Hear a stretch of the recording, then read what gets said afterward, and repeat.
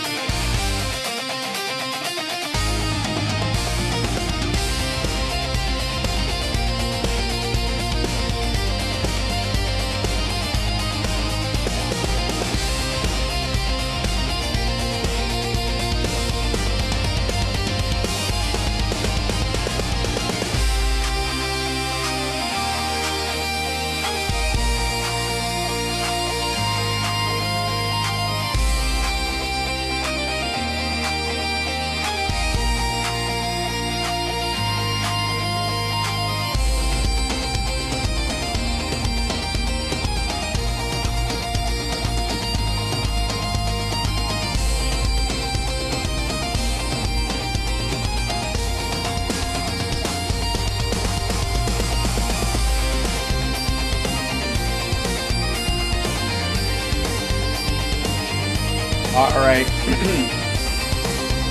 Let's get started.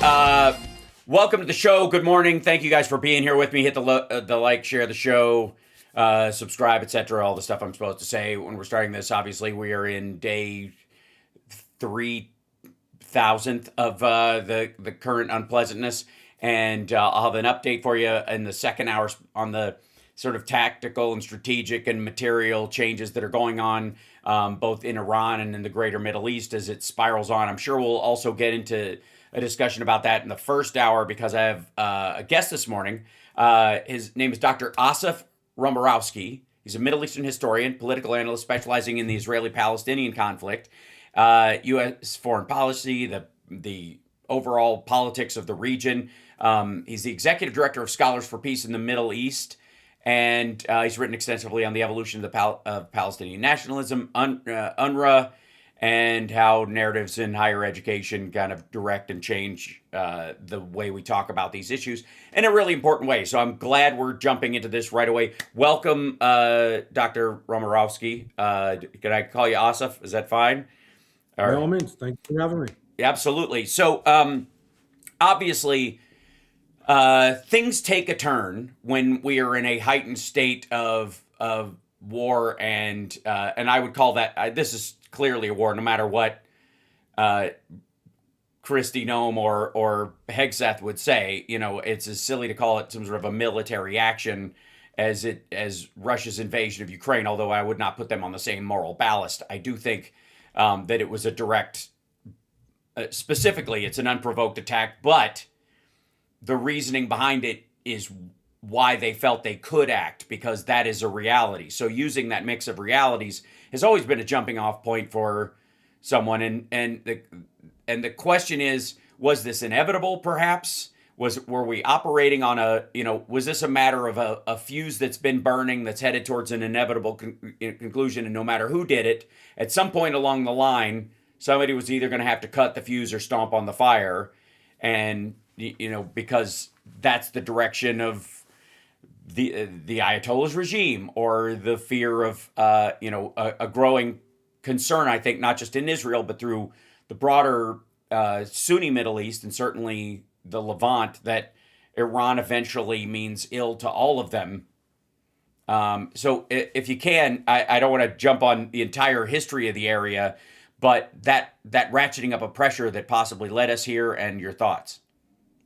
Sure. So let's contextualize it. I mean, as you said correctly, this has been happening for quite some time. To my mind, it was never a question of if, but a question of when. Hmm. Go back to the war we had in June. Iran has been developing and working towards the bomb for decades now. The demise and now after the removal of Khamenei, this is the second time, the only second time historically in Iran where the supreme leader he's been governing Iran for the past 37 years and was following the direction and the legacy of Khomeini, who started the revolution. So if you talk about any ties or any and the tentacles of Iran have been involved with any kind of terrorism act that has been happening in the region for the past 4 decades. That being said, you're also seeing by the over the past 3 days alone, Hmm. the attacks on American assets should be a clear signal as far as the anti-Americanism, the anti-Semitism that is embodied within the Iranian ideology. Let's also be clear here that Iran, and the Ayatollahs and the mullahs have been abusing and using their own people for 4 decades now. So the goal, to my mind, is also freeing the Iranian people from this tyrannical regime that they've been subjected to for all these years. But Iran has been the greatest destabilizing force in the Middle East. And let's not forget, this also hits on the cleavage, or the biggest cleavage in the middle of the Islamic world, that is between Sunnis and Shiites. And Right. so, in the Iranian mindset, they see themselves as the Persian Empire, and it's also not only a political and cultural move, but also an epistemological one, as they saw the quest for the bomb and how they control the Middle East at large. Right. So, and for those that don't know, the Islamic Revolution of 78, 79 was not a shift to Shia in the country.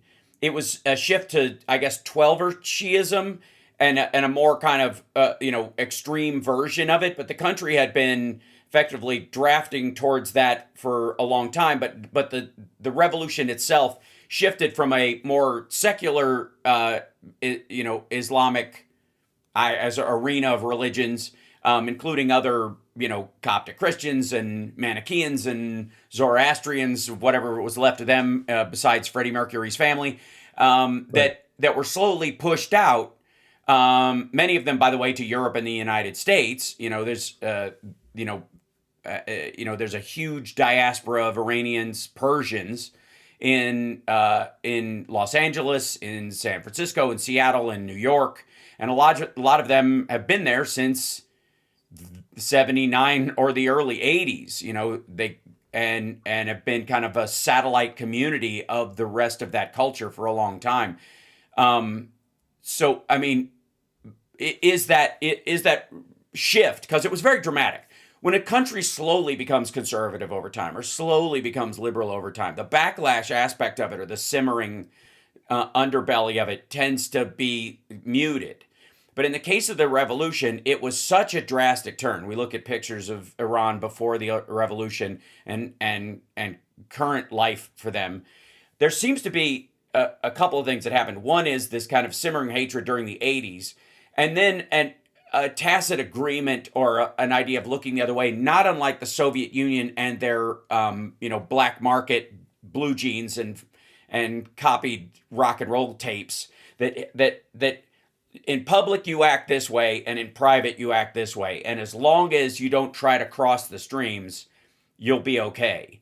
And then after a while, a younger generation, in the last few years especially, seems to be less willing. Maybe it's the internet, maybe it's the weight of sanctions, maybe it's a combination of all of these factors. Seems less willing over time, and that Trump and Hegseth and these guys might look at this as an opportunistic moment to take advantage of that, and have the Iranian people act as the ground force in this situation, in theory, whether it works or not. Well, so there's a lot there you said it needs to be unpacked, and it's all true. There has always been a gap between the people Mm-hmm. and the regime itself, and so there's been a lot of Western sentiment within Iran to your point correctly, much of the Iranian diaspora left for Europe and the United States. And they talk about Iran and what Iran used to be, the women's rights and freedom rights. I mean, all you got to do is read individuals like Azar Nafisi, who wrote her famous book, Reading Lolita in Tehran, about women's rights and what it used to be. And so all of those Iranian communities over the past few days now have been celebrating, looking for an opportunity. Let's also not forget that the son of the Shah, who is the rightful heir, Pahlavi, who's been here in the United States, talks about the fact about what Iran could be and what Iran used to be. And so, but this radicalism that has taken over this authoritarian, tyrannical regime, going back to the days, and you and I remember what it meant, fatwas on Salman Rushdie and going after other kind of, anything that desecrated the imagery of what they saw as a prophet, and this more orthodox narrative of Islam that was constituted by the Ayatollahs, when again, concretized by Khomeini and followed by the supreme leader Khamenei, who was taken out the other day. This is all, emboldened by the anti-Americanism, anti-Israelism was all combined together. And so you have, a potential. Again, we're, well, that lines up with the Sunni hatred to some degree as well, because I think there's a natural lineage, or in terms of historical thought, and correct me if I'm wrong, but between the Sunni system of choosing leaders through a committee of clerics and scholars versus a royal arch, which is the Shia way of going. That it has to be a blood relative, which is monarchical, which is what the United States fought a war against in our revolution to start our country. And the difference between, a Sunni choice of your religious leaders that can have, albeit not democratic, but certainly more representative of a broader swath of people than just strictly bloodline. And that's been, to some degree, I would argue, a blood feud between monarchs and theocracies and democracies, or populist movements. From the Spanish to the to the United States over time, and this idea of, well, if that makes sense, like that there seems to be that break, and yeah. Well, yes, but it goes deeper, because here we're talking about who is a true follower of the Prophet Muhammad. Muhammad had no sons. And so as far as the breakdown between Sunni and Shiism, as far as the fact that Sunnis follow the father-in-law of Muhammad and Shiites follow the cousin Ali. And so the orthodoxy of who is the true legacy that will continue and spread Islam worldwide, which is why I'm talking about, again, from the Shia narrative and from the Iranian perspective, we're talking about the Persian Empire. And so this and by the way, parenthetically, they saw the solidification or the concretizing of their spread through what they consider to be the last imam, and spreading that and solidifying their role in the Muslim world through the use of nuclear power. It's kind of an epistemological kind of viewpoint to kind of create this larger Armageddon narrative that needs to happen to solidify who is a true follower of the Prophet Muhammad. So that's from a more theological narrative that played out here. However, in practical terms here, Iran has been creating this multi-front kind of proxy narrative of Shiite proxy, groups like Hezbollah, like the Houthis, like control of the area. And so the threats that are represented today on a granular level that towards these Sunni countries are also about domination in the region. And so this domination and how it plays out is also part of that conflict that plays out here. Right. And do you think that has shifted over time, as a lot of royal successions tend to do, towards a resource-based reality as opposed to and material goods versus a true believer lineage ideology that is at least presented forward? England, English expansion was not at a certain point about the God's chosen king of the world who was given a magic sword, expanding into the world. It was really about okay, we're going to need grasslands, we're going to need food, we're going to need trade routes, we're going to need spices, we're going to need opium, I suppose, or what have you. Over time, that expansion, while it may have had a royal, almost religious veneer, because the royal family is seen as magical. That's how they are designed. But the Right. ground reality is about, a shifting power balance based on resources over time. One resource versus another, gold versus oil, becomes more important to society, and therefore that shift moves away from the ideological and the spiritual to we just need the ground under your feet. Right. Well, so I mean, in contrast to the monarchy, I mean, here you have a theological kind of narrative as far as the prophet himself of the true leader of the fastest growing religion in the world. So you have like a divine intervention vis-a-vis Muhammad being the prophet of the Son of God. On a practical economic point, to your point, I mean, look at who Iran's allies have been. We're talking about the Russian and the Chinese oil fields in the area. We're talking about economically about the Straits of Hormuz. We're talking about where the majority of the economics as far as import export in the region goes. They use that all to their advantage. I mean, there's no doubt. Again, part of what you're seeing today now is going to reverberate into economic consequences about the prices of oil, what are the Yeah. prices of gas going to be, as what's happening here. And only today, a few hours ago, the Iranian proxies, namely Hezbollah, has been once again, Firing into attacking Israel. Israel. Right. And so they too have been asked to join the party as part of the proxies, and all along they've been there to amplify the Iranian narrative, all with the idea of solidifying and concretizing their strength in the world. Sure. And so it all plays out both ways here. Right. Okay. So there are a couple other aspects of it it's hard to break out right now as far as Hezbollah, the Houthis, Hamas, or what's left of them, the Palestinian, like Islamic State, other groups that have been in the past, whether they are or not, acting as proxies for Iran, or at least getting, direction and support from them. Because I think there are multiple ways of looking at groups that support what Iran's goals would be because they're in line with their own goals. And there are others that are sort of like opportunistic infections in an area. And I suppose that could be viewed from both sides as, an example of that. The giant, America is, the opportunistic infection that, for what Israel wants. There's a lot of talk about that in the, online and amongst the sort of maggot faithful. But the point being is that in some cases, you have to be materially, strategically, and tactically concerned about somebody like Hezbollah going, okay, well, this gives us an excuse. This behavior gives us an excuse to just let it fly, whether they're getting direction from what's left of the Iranian regime or not, or whether they've gotten a stabilizing kind of like, okay, we've got a new strategy and this is it from headquarters, doesn't quite matter. It's just an expected sprawl. No matter what the basis of it is, it's a known, as it were. It is something that is going to happen. If this is going to spill. I think the surprising part goes towards, and because I think people are targeting, obviously, on the right, there's this big thing about Israel. It really controls the U.S. government, and we dance to their tune, and we're attacking Iran because Netanyahu has the Epstein files or something like that. There's this whole blow up about that, right?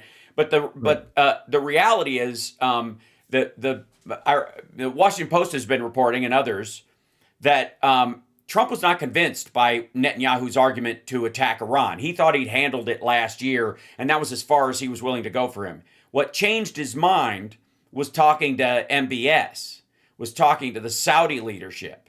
And they, over time, whether they are secularizing or not, have, in their own personal lives, they are certainly the religious leaders of the current Sunni world. And they seem to be the tipping point on, Iran is their big enemy as well as Israel's. They've just been happy enough, I guess, to let Israel take the heat in that circumstance and kind of stand back, just like the UAE, just like some of the other countries in the area. And then Iran struck those countries in the retaliation.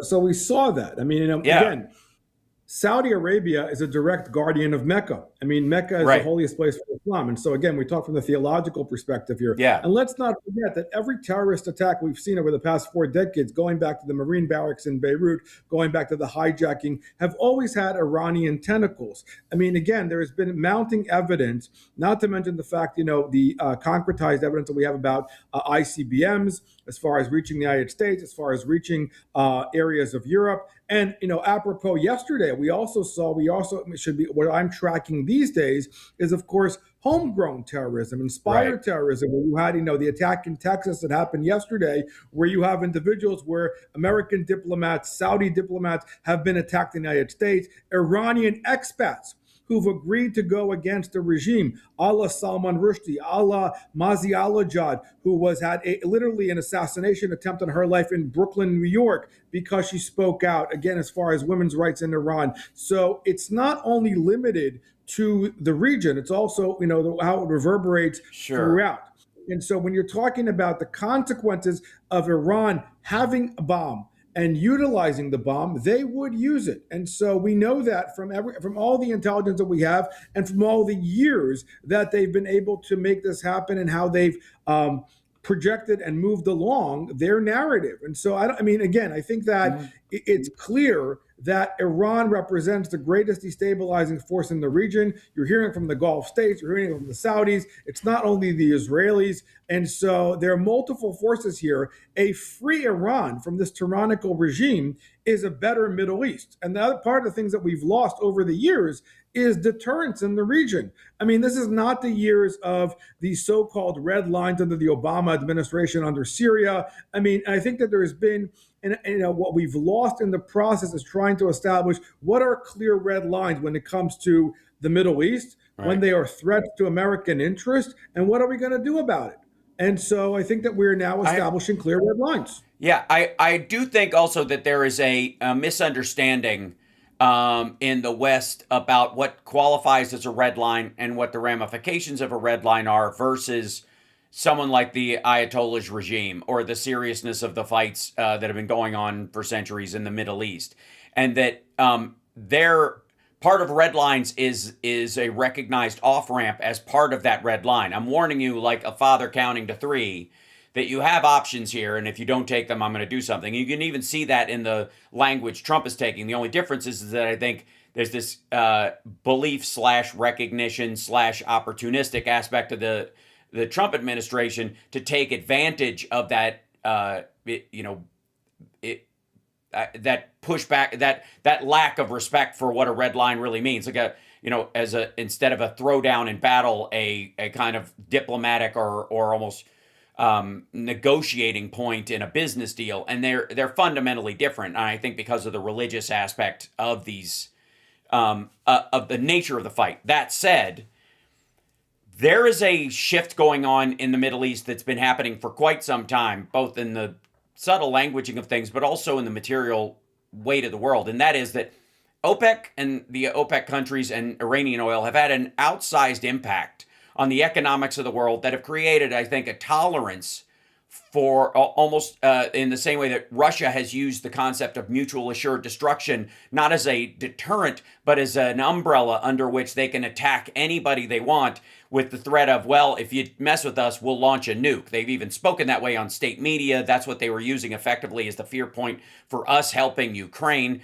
That there's been an oil version of that with the OPEC nations and with Iran, whether it was direct from the Saudis for years or it was indirect by, if we shut down Karg Island and the boats coming out of there, that it'll drive up the price of oil because China will have to buy it from someplace else because the Strait of Hormuz is shut. So the Strait of Hormuz has been a mutual assured destruction economically as an aspect for a long time. The shift to electrification of grids and the push, obviously, in the next decade towards nuclear powers and the electrification of cars and stuff is eliminating in many ways that resource weight that both Iran had and slash lost under the sanctions and the Sunnis have had for a long time. And the Sunnis under the Saudis seem to be turning, for the better part of, for lack of a better analogy, they're turning Mecca and of course by extension the UAE, Dubai, and Abu Dhabi as tourist destinations as the financial route of their future, that millions of Muslims have to make the Hajj, they have to go to Mecca at some point, and you're going to count on those people coming and staying for a long time, and that will pay your bills after oil goes away. And Well, the economics of all this and geopolitics have always been a feature in the Middle East and geopolitics. You are seeing since 2025, which is a interesting dynamic that's playing out here with the expansion of the Abraham Accords, much more collaboration on technology, on the use of AI, on the vaccinations when it came to COVID. I mean, those were all positive things as far as that these countries started to see Israel not as a liability, but as an added value. And so there is a lot of changing as far as where this all comes down as far as the economics and what's good for the region at large. It's also important to note to your earlier point about the oil issue. I mean, look, today, the Iranians have attacked Armaco as far as oil in Saudi Arabia. And so there is a great deal of, they're using, they're leveraging all of this. Let's not, the economics. One of the reasons that Trump's visit to Saudi Arabia had to do more about combating China than it was about the region because of getting, MBS on board as far as oil and the importance of being an historic ally. And let's also step back a little further back. Historically speaking, under the Obama and Biden years, there was a perception in the region by the Saudis in particular that America shifted its policy from supporting Sunni states to Shia states as a result of the 2015 JCPOA. And so there was also a need to kind of what the realignment in the Middle East looks like at large. China has been trying to create its own kind of 2.0 Cold War mentality and buying the region and whatnot. They've been quietly doing business all around there, and they are also, of course, connected to the ties with Iran, the Belt and Road, how it's affecting, the economics there. And so, we're yet to see in this current war where China plays into all of this, which they will at some point because of the consequences that are going to reverberate on China as well. But this is all part of a dimension that's playing out here. But the threats as far as destabilizing the region itself and the threats on the United States and U.S. allies in the region was a real threat. And I think that, whether you like it or not, taking out Ali Khamenei, I mean, this was no saint. It's in the same category. Right. Baghdadi, bin Laden, and other bad actors that have been terrorizing the region for decades. Yeah, I don't think anybody's weeping for his passage. I do think the concern is after Iraq and certainly maybe to a lesser extent, but it's hard to say, Afghanistan, there is a reticence amongst the American people and the electorate by and large against a possible quagmire doing something that you don't see necessarily an end to. Now, I do think there's a point to saying that stating an end, or your end goals too specifically when indeed there are unknown unknowns is always a part of things. And I think bad actors on our side take advantage of that gray area for their own purposes. And to some degree, the taking out of Khamenei and understanding it's a good thing while using that as an overarching excuse for this version of the attack, this version of doing it, is a bit like bombing the sorority house to get Ted Bundy.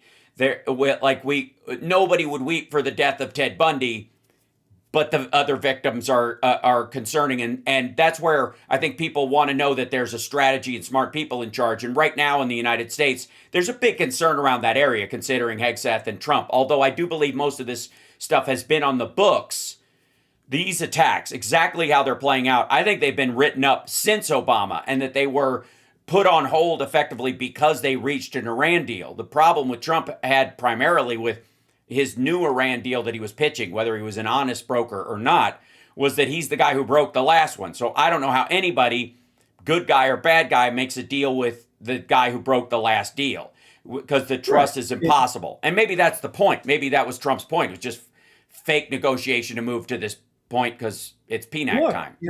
The Iranians attacked, no surprise, the Omanis. I mean, the Omanis were the brokers of the negotiation. So to tell you exactly how they felt about Oman, and can you and you trust the Iranians in order to deliver on all of this? I mean, that's quite telling all around. I think that there are, where you're getting at, I think, the question is as far as what regime change looks like, and Hmm. how this all plays out. There are many, I think that there is a dimension that we're helping out here, is trying to set the conditions for that. However, I think that it has to become an organic change.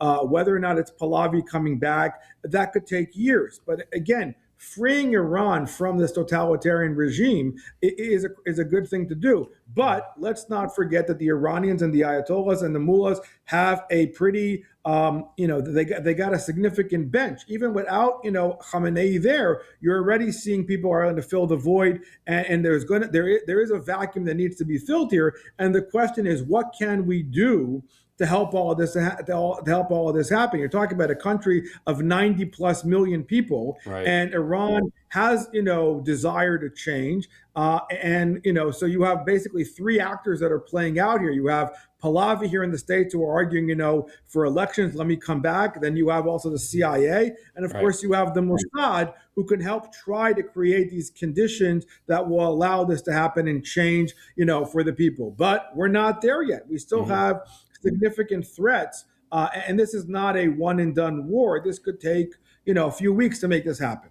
Right now they're floating around a month. By the way, and this is I understand. You can have righteous goals and an unrighteous plan, or unrighteous, I guess, vehicles of that plan, and that's the concern back and forth. Considering Iraq post 9/11, those kind of things, it's an understandable hesitance on the part of the American people, I would think, and I would include myself in that. That you have to trust that not only people can achieve these objectives, but not start problems they have not prepared for beyond that, beyond just destabilization, which in and of itself is a crapshoot. Right. The issue. Let's Okay, go also ahead. not Yeah. forget, one point to add to that. I mean, one of the reasons that Afghanistan and Iraq failed was also because of Iran. I mean, so we also have to not Hmm. forget the Iranian involvement in all the things that we were involved in. So when we talk about reform and change in the Middle East, this goes back to the heart of the issue as far as Iranian tentacles and any way we touch the Middle East. And so that's another dimension here that we are trying to remove in order to create a better environment and a better Middle East. Agreed, and I would also though add that there was also a combination factor of that in that Russia, using effectively Iran as a soft proxy for what they wanted in the world, and effectively giving them, secondary like support and permission to dust things up in the Middle East whenever they needed United States distracted with. With their kind of backing, and this split between Russia and China, which everybody says they're coming together, which is absolutely farcical.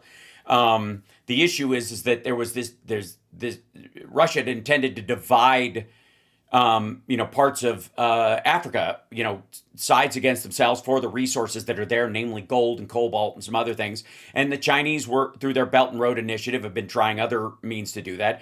We even the U.S.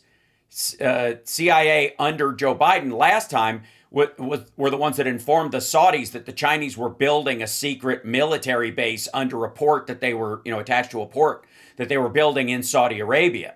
And so it's not just I think you're right to, speak of China in the Cold War terms, because that is precisely how they're viewing it. They view this as spy versus spy and economic pressure, soft power, and asymmetrical warfare, but warfare nonetheless. The Russians have also been doing that with our electoral system, and I would argue with their ties within Mossad and the divergence there. But part of that is their connection to Iran. Dealing with Syria and Turkey. I mean, Right. again, all of the Russians have also tried to create, carving out the region as well. I mean, so you have Russian ties, not to mention the fact that every time any kind of tyrant decides to get a retirement plan, ends up somehow in Moscow. Assad, Right. and it was also said that Khamenei also had an exit strategy into Moscow. So Putin is willing to welcome all of these individuals to allow them to come into into his midst. And as long as they control the area. I mean, when the Syrian war was happening, let's not forget that when Putin decided the war was over, he decided the war was over because he was the one funding Assad, Hmm. Assad the son. Back in the old days, I mean, Assad the father, would get supplies from the Russians, but now they were paying top ruble. And so there was a very different dynamic that played out here. And the Russians are also playing it to their advantage. And they're trying to pivot.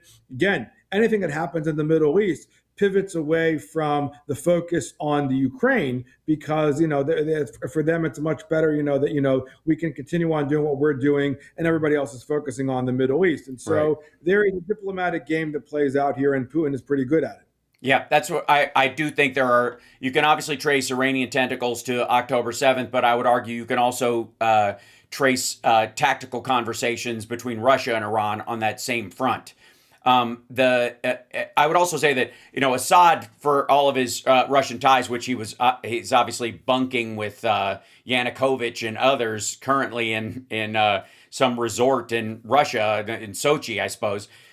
Beyond that, he was also running what was effectively the biggest drug cartel in the Middle East. The Captagon Empire of Assad served two purposes: one, to financially support the Assad regime beyond the money that they might receive from fellow travelers, Iran and Russia, what have you, but also, throughout to destabilize the region. The reach of Captagon as a drug and its destabilization of all the countries that Iran is bombing right now are, it can't be a coincidence. These are the same countries that were receiving it, on the and the and the use of Captagon on 10/7, which the barbaric attacks, those barbarians were using Captagon. They were not only high on a religious high, but also on Captagon itself. And Mhm. let's not forget also on that same note that you cannot forget Latin America, that it was involved in funding Hezbollah as far as the NACRU dollars and as far as all the money that was going in.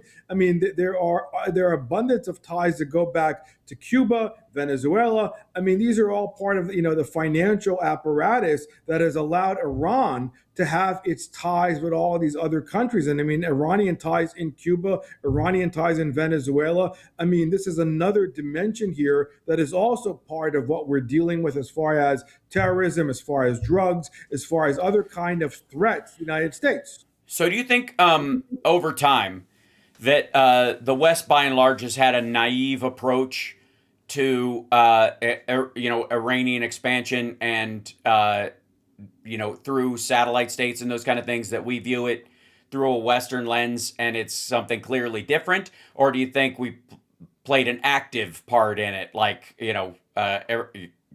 Trump is claiming that that AOC and everybody wants a Muslim take over the United States, which is a little silly, but you know what I mean? But I think, do you think people just didn't take the threat seriously enough, and we've reached a boiling point that at some point, like I said, this is a fuse that's burning?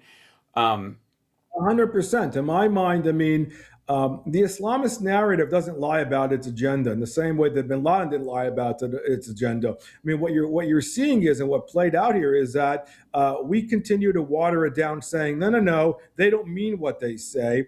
And so what you're seeing here is also an interpretation of the West trying to grapple with the culture of death and annihilism, and doesn't necessarily go hand in hand with Western ideology.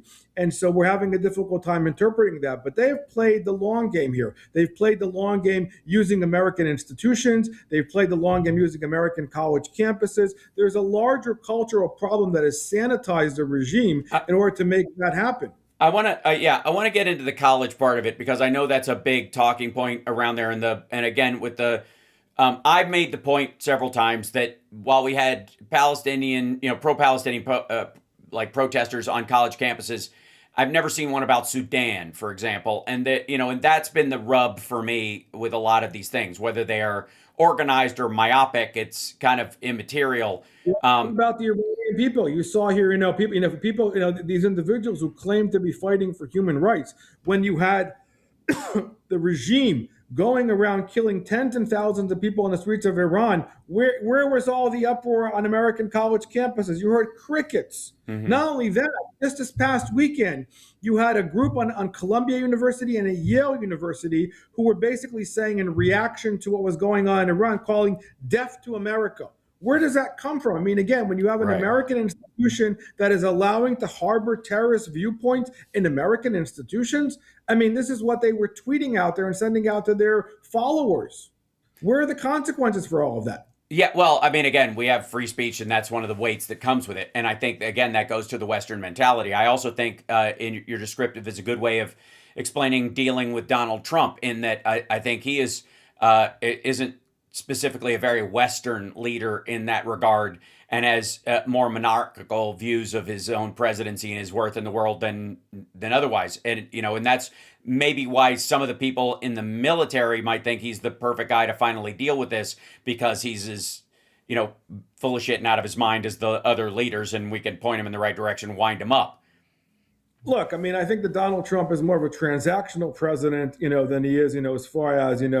I different don't think kind. he's helping MBS, in a fight against the Iranians, because he believes in the religious beliefs of MBS or the cultural value of Mecca. I think it's about golf courses and Bitcoin. Right. But It's a yeah, very different narrative, as far as gleaning, what statecraft looks like. There's yeah. definitely, to my mind, an attempt to try to recreate, in his own mind, in his own viewpoint, Reagan, Reaganomics, as far as, how you look at the region at large.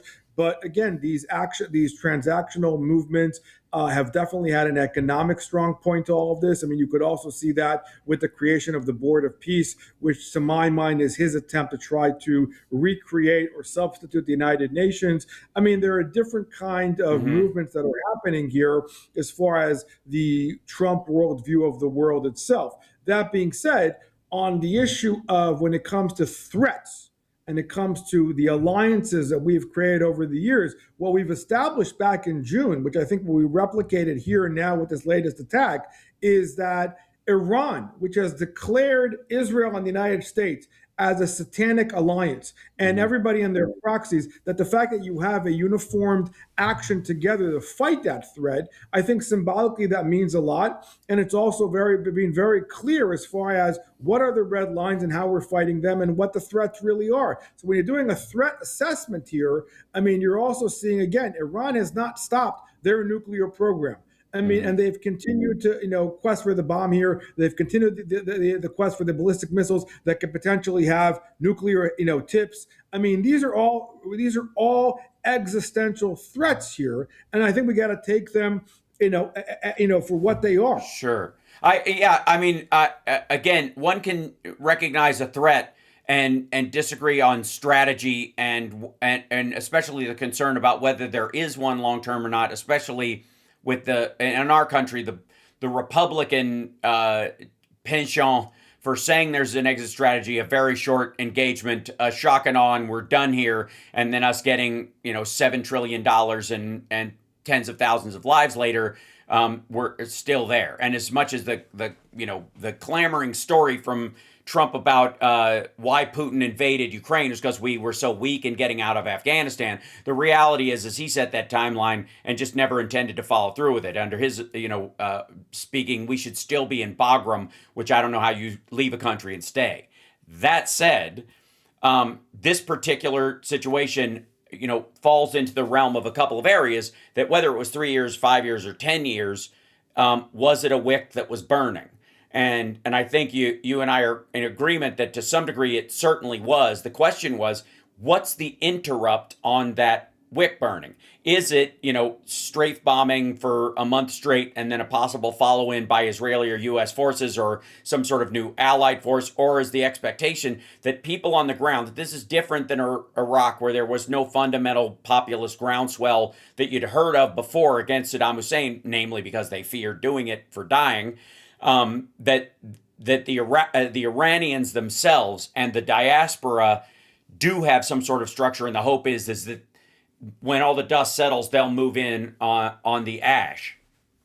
Well, I think that that's the ultimate hope. I mean, I think that there is enough of a strong Iranian diaspora. There is an organic swelling from Iran. I mean, as I said in my earlier comments, there's always been a gap between the population and the ayatollahs who are running the Hmm. country. And I think that the fact that you're, even if you look at this, even that anecdotally, at some of the comments that have been coming out by the protesters who were censored and were putting out footage as far as that the fact that they don't want to they're willing to die for the cause and not to stand up for this because of how they've been oppressed and censored for all these years. And I think that this swelling, and this goes back, by the way, and to the Green Revolution back in 2008, 2009, people protesting, to basically wake up the world. I mean, they've been calling for help us here. And Right. so I think that you have that element, but I think that allowing the conditions to set that up for them where they can take it over,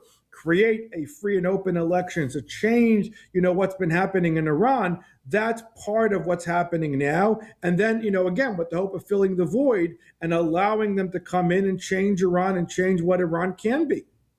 Yeah, I think, I brought up several times that the Brits used to go to Iran to ski, and the possibility of that has seemed absurd for the last 40, 50 years, Right. because of this in particular, and because it was such an extreme shift, from even a monarchical system to a clerical system. The cultural overlay as the thing that they balked against. For a while, they couldn't, simply out of fear, and then eventually, in the same way that people get tired of putting up with oppressive rules, in a lot of ways, the established police force gets tired of enforcing them, to some degree. They do either a lot of bribing or looking the other way. Look at prohibition in the United States in the 20s, that there was a very hard hit for a period of time, and then it was just a matter of who to pay off and when. The Iranians have been operating sort of on that almost since, especially 91, in view of what happened to Russia, with the idea that eventually they're going to give up, or somebody's going to knock them off, or both.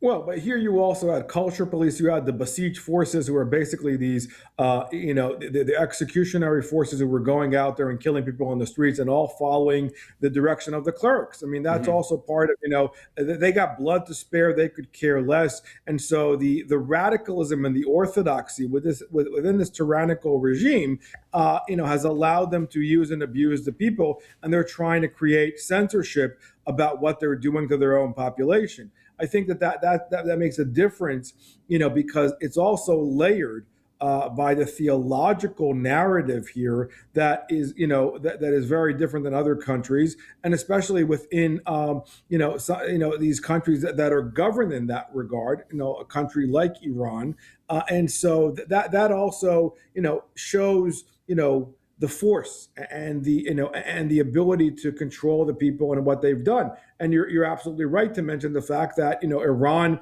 pre the revolution had openness, had people were coming to vacation, they had festivals, not to mention the fact that pre the revolution you had a tremendous amount of Israeli Iranian ties. You have a Hmm. large Jewish population who still lives in Iran. And so these are things that could be built on, and recitated as far as bringing that back. I mean, to your earlier point in your earlier remarks, you have a large diaspora in New York and LA. I mean, they still remember the culture, what Iran used to be and what Iran can be again. And if we could leverage that as a positive, then you could see a very different Iran. I mean, in a few years. I mean, that's definitely a positive, and I think that everybody's hoping for.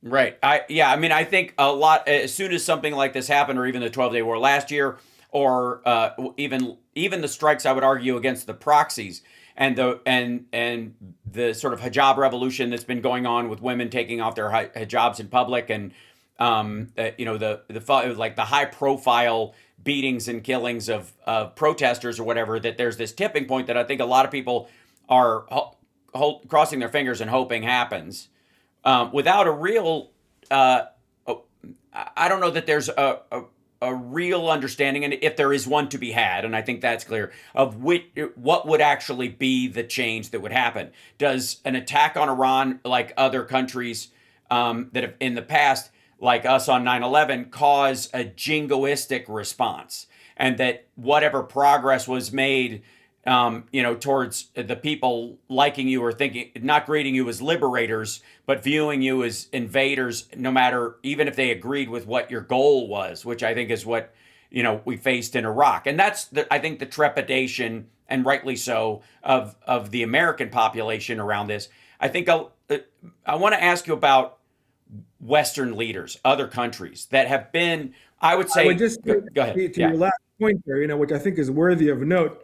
One of the main differences is the fact that we do have a Pahlavi here in the States, and Mm-hmm. Pahlavi being the son of the Shah, and the fact that his, supporters here, and the fact of like, we helped remove the Shah, when we treated the Shah back in the United States. Here we have an opportunity for, the Shah, the son of the Shah to come back, and his supporters. There is a potential difference here as far as using that swell of change and opportunity with Iranian constellation, and not trying to parachute a different narrative, but what a narrative was pre 1979. And I think Mm-hmm. that is also unique to this constellation that we're looking at here when it comes to Iran today.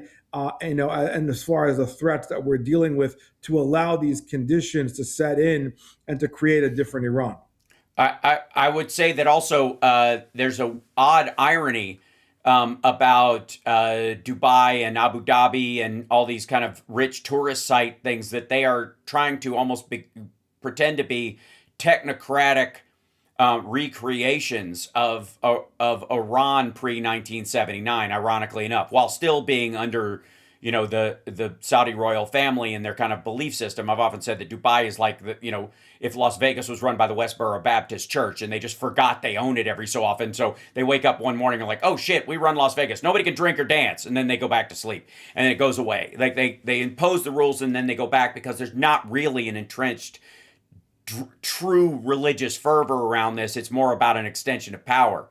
That said, And also the Gulf countries like Dubai, have been also, they understand that, the economics of all of it, the amount of right, money that's been put into they're a resource their economy. resource, exchange, business economy. I mean, that's a very different mentality, as far as weighing between the religiosity and the business capital, as far as what Dubai, the amount of tourism and the amount of business that's happening there, and is unifying people to come together under that aegis, which is, very capitalistic in that narrative. Yeah, well, I would argue that it's it's Sparksist, I would call, which is my own economic model, which is that it's mixed. It has to be.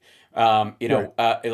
Capitalistic will never the state of itself, especially the royal family and Sheikh Khalifa specifically, is why the Burj Khalifa, the hotel that was just struck, was another of Khalifa's namesake Exactly. hotels. You're at hotels. Yeah, so the state and the market are kind of interwoven in that regard, and I think that's a direction that a lot of these, when we talk about an economic wick that's burning, this is one that they can't undo. They know that's the direction things are going, and that if oil is no longer your primary reason you can't hold the world hostage, why would people do business with you? And that has to be partly based on negotiation, favor, neighborliness, being a part of the broader world community. It's been the burden of Europe for a long time, because Europe is not a mining resource-based society. It's an invention and commerce-based society in that regard.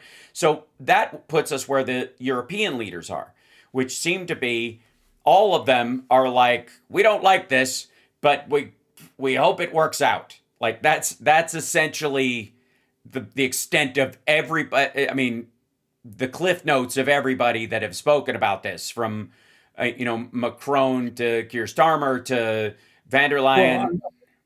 until the base in Cyprus was attacked today, and the British decided, that this is like, a British base being attacked in Cyprus, and that represents a threat to them. So they do understand the threats when it comes to their bases being attacked. Yeah, that's a And little what the more like Falklands, though, and it's also that kind of like really outside the limit. This, Cyprus is in the Levant, and arguably the concern about Syria and ISIS particularly was that they called themselves ISIL, Islamic State in the Levant, which would include Cyprus, and that's what worried. That's what got them involved. I think that's why the Brits joined us both in Iraq and Afghanistan, was because of that spread that possibility of that spread. And that's a potential that would happen potentially now as a result Hmm. of, the fact that their bases are under attack. It's also worthy of note, which of course, we're looking at this entire constellation of targets that have been hit. The one country that has not been targeted is, of course, Turkey, which also speaks volume, of course, to the Turkish-Iranian alliance and the fact that the Turks are indeed in bed with the Iranians, and the fact that the Turks have allowed for these past few years, and for decades now, Hamas to operate within Turkey. So as far as what Erdogan, as far as allowing terrorism to come in there, working with the Iranians, I would question, why is Turkey even a member of NATO? We should go towards the Turks and the Greeks, and, as far as, sorry, the Cyprus and the Greeks, because they're much of a better ally than the Turks are. I mean, I think Hmm. that's another quite a telling point I, here as far as what these targets, and how they're being laid out. Yeah, I mean, I think Turkey's both strategic and economic alliances are a lot murkier than anything because they are weighing themselves as the next big power broker for sort of the Black Sea and that conduit. But as far as trade and oil, if Russia is destabilized and Well, and also yeah. one needs to question exactly at that point. If Iran falls, does Turkey fill that void? Because Turkey itself has been harboring terrorism, has been harboring this kind of ideologies, and is also positioned in that regard. So, is Turkey going to fill the vacuum post Iran? And Or do so that yeah, okay. Or do they drop it because they were really only doing it to play footsie with Iran, which is on their border, in an attempt to be a brokerage between Russia and Iran? And if that brokerage never no longer needs to occur, do they just move on to more strategic alliances? I have, I question that, given the fact that, the if you look at the track of money that's been coming into Gaza and funding the war in Gaza, basically came in Qatar, Turkey into Gaza, and, Hmm. the ties with the Iranians and the fact that you had leaders of Hamas and Iran coming into Turkey and using Turkey as a base of operation to project their messaging. And so I think that there's a lot of similarities when it comes to Turkey there as well, and whether or not they're looking to fill the void here, we know, as a result of what's been happening in Iran. There is a place between I think it's between Thailand and Cambodia. If you hike between those two countries, there is an area between them that is about 7 or 10 miles, depending on who you ask, that neither country recognizes. And you can hike through there, but there's a town in the middle of this hiking road that everybody takes, where they always tell you don't look left or right when you're walking down that road. I made the hike when I was visiting Thailand, and some people were like, we can walk to Cambodia, but. And you went through Right. this area where it was really just about drugs, guns, and human trafficking. This whole area, because there's really no one policing it nationally or internationally from either side, and no side wants to claim it because it's so awful and they'd have to clean it up, and it would be it's Mexican cartel level of power in that very small area, that it effectively it becomes this danger zone that its entire economy is probably larger than some of the bigger cities in Cambodia or Thailand.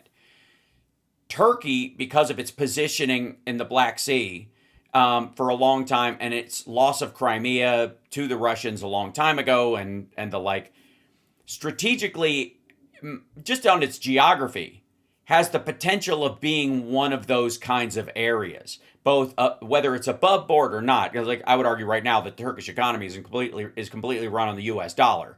It is, the Turkish lira is not going anywhere, and most people are, exchanging goods in U.S. dollars. Maybe because the rubles died such a horrible death recently, or they need all they can to continue the war. But the point is that Turkey has this potential for that, because regardless of the ideology of the Turks, everybody around them wants control of that materially, in the same way that Russians and Chinese and people want to, and Israelis and I guess Koreans want to have influence on the U.S. government because of all the stuff that comes through here, right? So there's an element of Turkey being this pivot point between there. Do you believe there's an ideological lineage between the Turks and the Iranians, or is it financial and geographical and really about hegemony? I think it's both. I mean, to Okay. my mind, I think that there's an ideological connection there that has allowed Turkey to embrace those viewpoints, and they've been working together as far as the kind of harboring Hamas meetings are taking place and other kind of brotherhood meetings inside of Turkey. There have been a lot of ties between all of that. Again, as far as the multi-front war that Israel has been fighting, since 10/7 with the proxies of Iran. I mean, Turkey has been a key component of all of that. Obviously, the economics are always a feature as far as what's funding this activity. And of course, if you look at, the Turkish connection, that also relates to your earlier point about the conflict with Syria and the Russian ties that play into all of this. That's another dimension that played out here. And as far as again, Syria post Assad and what that means under Giuliani and what it also means. And the Turks are concerned, as always, about the Kurds. I mean, this is, an ongoing, Right. conflict that ends there. But so as far as where they're looking to put their eggs in what basket, they're looking for support as far as the economics vis-a-vis the Russians, but they also have the ideological ties that play into the ties with Iran and how that plays at large. But it's interesting if you look at the economics of all of this, the gas pipeline that's being built in the area. I mean, the Israelis are working with the Greeks and with Cyprus and whatnot. That's much more useful than what Hmm. used to exist back in the 90s when Israel was considering working with the Turks. But the Turks have turned on the Israelis and they've changed their ideology. They've gone much more right and radical in their Islamist narrative, and so that also plays a feature here that played out here. And so there's concerns. I mean, about Yeah. what Turkey is allowing to allow to happen. And my concern that I'm tracking is that while the focus now is on Iran, there is a potential that Turkey is going to try to fill that Islamist kind of radicalist void, in Turkey. Would that be a concern of sort of fleeing Islamists from Iran, that this would be the safe haven they would go to, and the political and social and cultural and religious pressure they would put on by a huge number of them? I don't know, between somewhere between 50 and 50 people and a million people going to Turkey to flee what would be a destabilized situation to into friendly territory. 100%. I mean, let's look at a better example that happened. When the creation of the ceasefire took place. With Hamas. Part of the 20-point plan that Trump put together was to give amnesty to Hamas members, and who was going to give them the amnesty? It was the Turks and the Qataris. And so there were other national interests that played out here. Of course, the Turks, the Qataris wanted the expansion of the American air base. The Turks wanted more F-35s. And Mhm. so there were national interests that played out here. So when they got Hamas to say, look, we're patrons of you, we have our own national interests, but we're going to provide that amnesty that played out here. So they are bedfellows in all of this regard. And to my mind, again, I think that Turkey is looking to see what potentially can happen here, and they could offer potentially a safe haven for anybody looking to escape Iran. I mean, they've Right. done it with Hamas, and they can potentially do it now with Iran. So did they? But does that risk because right now I would say Turkey is walking, and I appreciate you going. Oh, I know we're over time, and I appreciate you spending the hour with me. This is obviously a Gordian knot in the Middle East of competing interests, both cultural and economic, that I think have really what made this such a confounding area over the last few decades. And partly, I would say, is that the West's reliance on oil and our slowness to get off of it has exacerbated it, because the more you need something from a conflict zone, the more you put up with the worst actors in it and look the other way. And so I think we've spent several decades looking the other way just to keep the oil flowing. And I think that's the bigger part beyond our direct actions in the region. That is a bigger impact on the rise of, say, the Khamenei and the regimes that have been against the U.S., because we've slowly but surely you know not only tolerated but tacitly supported groups like this. Is there a chance, though, that Turkey has been playing both sides of the fence and back, because they do want F-35s, but they also, Trump served up the Kurds to them, arguably, in parts of Syria, and it seemed like he was throwing them a bone at that point. do they risk destabilization of their own kind of relative Switzerland in this circumstance, even though they're tilting one direction, with an influx of Iranian Islamists who are fleeing the area? Yeah, potentially. And you're also going to have the same kind of influx of populations that are coming in from Syria. I mean, as far as the conflict that could bleed into to Turkey as well. I mean, so yeah, Turkey is watching this very carefully. Trump got them on board vis-a-vis the board of peace and got them involved with, again, trying to create some kind of ceasefire as it relates to Hamas. But again, one could argue that again that's not really going anywhere. Hamas is tried to reinvent itself as a force of law and order, but it's still having these public executions inside of Gaza. They still have these terror tunnels, and so. Turkey is watching and observing all of this, and they're trying to come out as clean as possible. But their ties to the Russians and their ties to us, and they're trying to see what is playing out here. So I think that's all part of watching and seeing where it all goes. Yeah, it's a very tenuous balance, though. For the Turks. I would argue, 100%. I would say, arguably, curiously enough, I think Hamas is borrowing from Boko Haram right now, because one of the ways that Boko Haram stabilized itself when it was getting a really heavy pushback was to pretend to bring law and order to certain areas, and then they basically it's a bear trap. They set it by making everybody comfortable and then snapping the thing shut. They've done it repeatedly in a bunch of different areas. Right. And that's a non-starter for the Israelis. It's a non-starter for us. I mean, part of the demands of the Trump 20 points was Hamas's, to disarm, right? Demilitarize. I mean, and that's not going to happen. And in no way, shape, or form does Hamas see itself not being part of the arena. And they've been also playing the long game. And again, any religious fanatic is playing the long game. I think that's the very definition of them, and you have to look at everything through that lens, including, by the way, American evangelicals, who famously, a group of them at one point, were trying to figure out a way to sneak a nuclear bomb, a dirty bomb, into the Temple on the Mount so they could jumpstart Jesus's return. So there's always problematic crowds amongst that. I did want to, before I lose you, you mentioned the college stuff earlier, and I know that's been seen as a sort of a right-wing talking point. And I do think that there is a stark contrast that people are seeing between, the voices that rose up, and I think many of them organic and innocent and genuine about what was happening in Gaza, but who was organizing them, and then this sort of vacuum when about other conflicts. Like I said, arguably.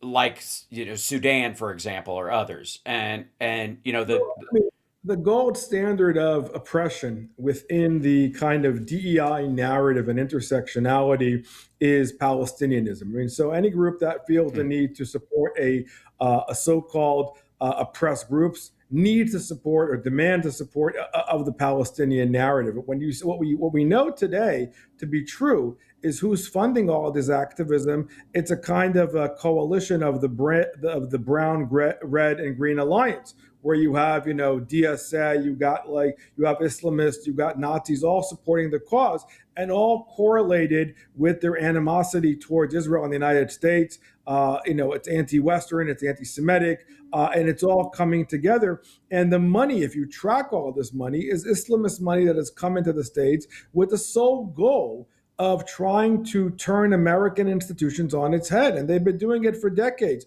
I mean, I think that, and that's part of the realization, similar to what Soviets tried to do back in the 50s, similar to what Confucius institutions have tried to do as far as to subvert American ideology, using it and trying to turn it on its head. And if you look at the dimension, which is another key component of American universities, where you have, for example, that over 50% of the undergrad student population in a place like Columbia or Harvard is non-American. I mean, that should also question the fact, are our American institutions still American institutions? And so they're paying full rides, and nobody's questioning whether or not what the ideology they're coming with and what they're bringing into the classroom, and they're getting free visas to come in here. And I think that's another thing that needs to be looked at very, very carefully as far as what our institutions actually producing, because it's a metric and a meritocracy of American society. And I think that that's another clear component here that needs to be looked at very carefully.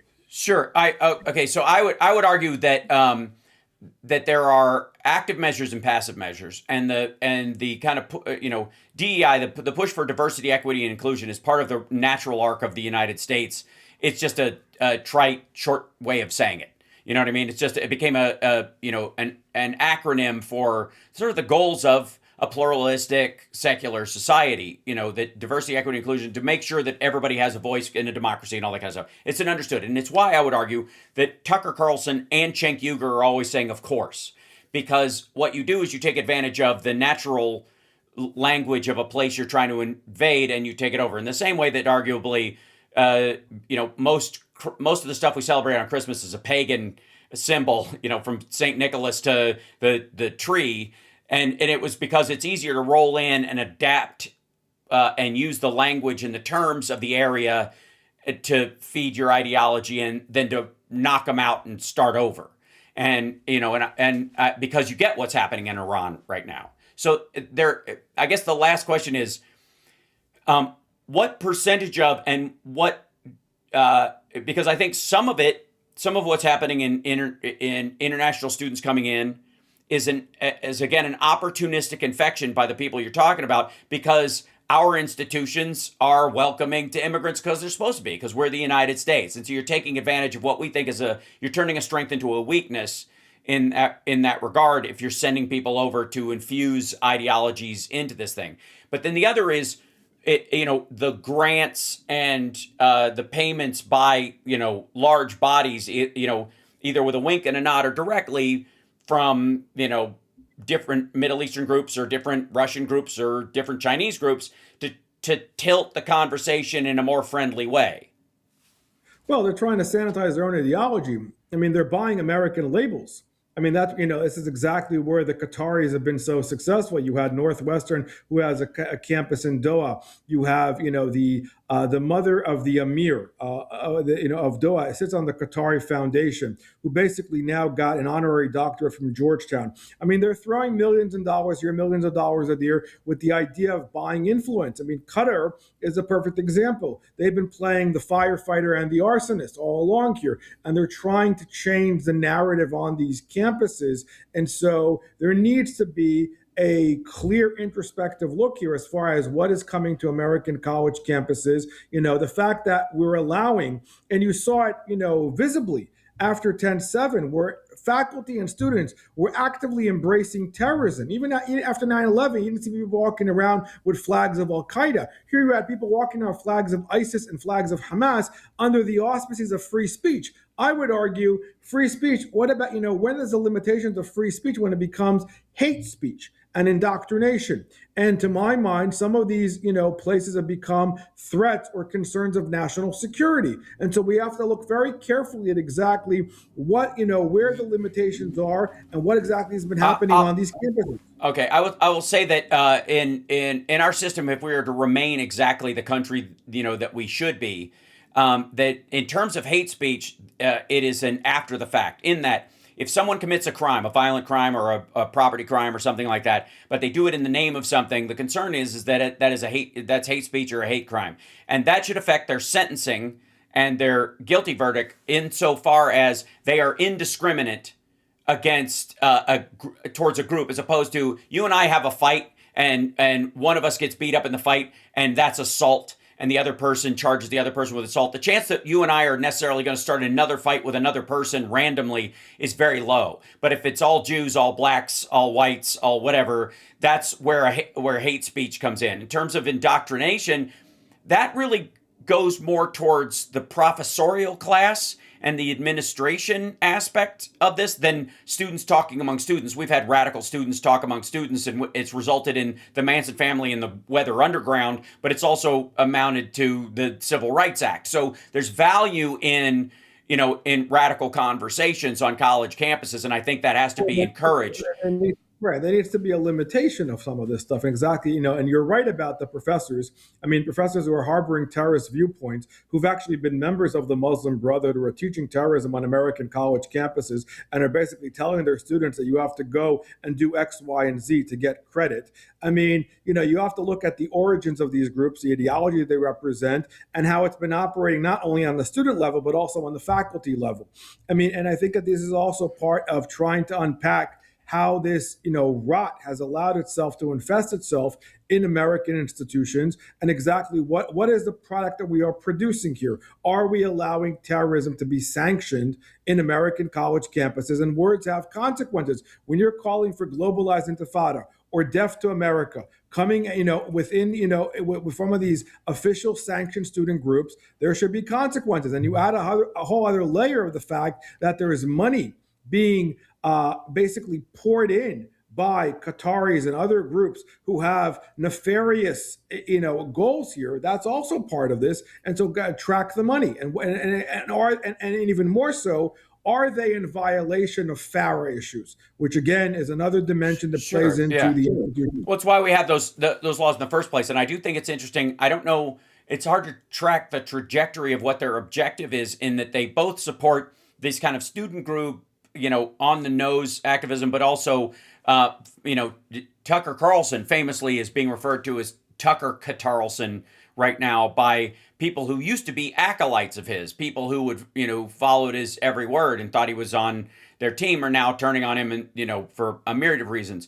That money flow is clearly a part of it. I think there is a instant cringe on part of the American people, certainly Democrats, against, while we're like, get money out of politics, or money controls message and all that, which is very easy to understand in terms of our politics.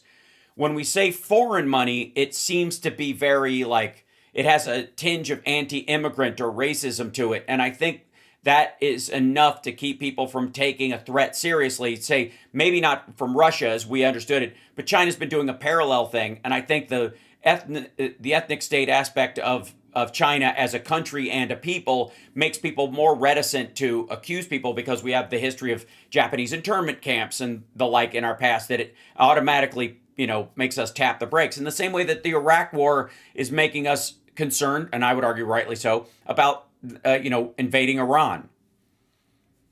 Right. I mean, look, I think that, but, tracking the money should tell you exactly where the ideology is coming from. I mean, Mm-hmm. this is not only Middle Eastern money, this is also Russian money and Chinese money. One of, you have communist money, people like Fergie Chambers, you have Neville Roy Singham, who's married to the founder of Code Pink. I mean, there's a variety of monies that are coming Yeah. in here.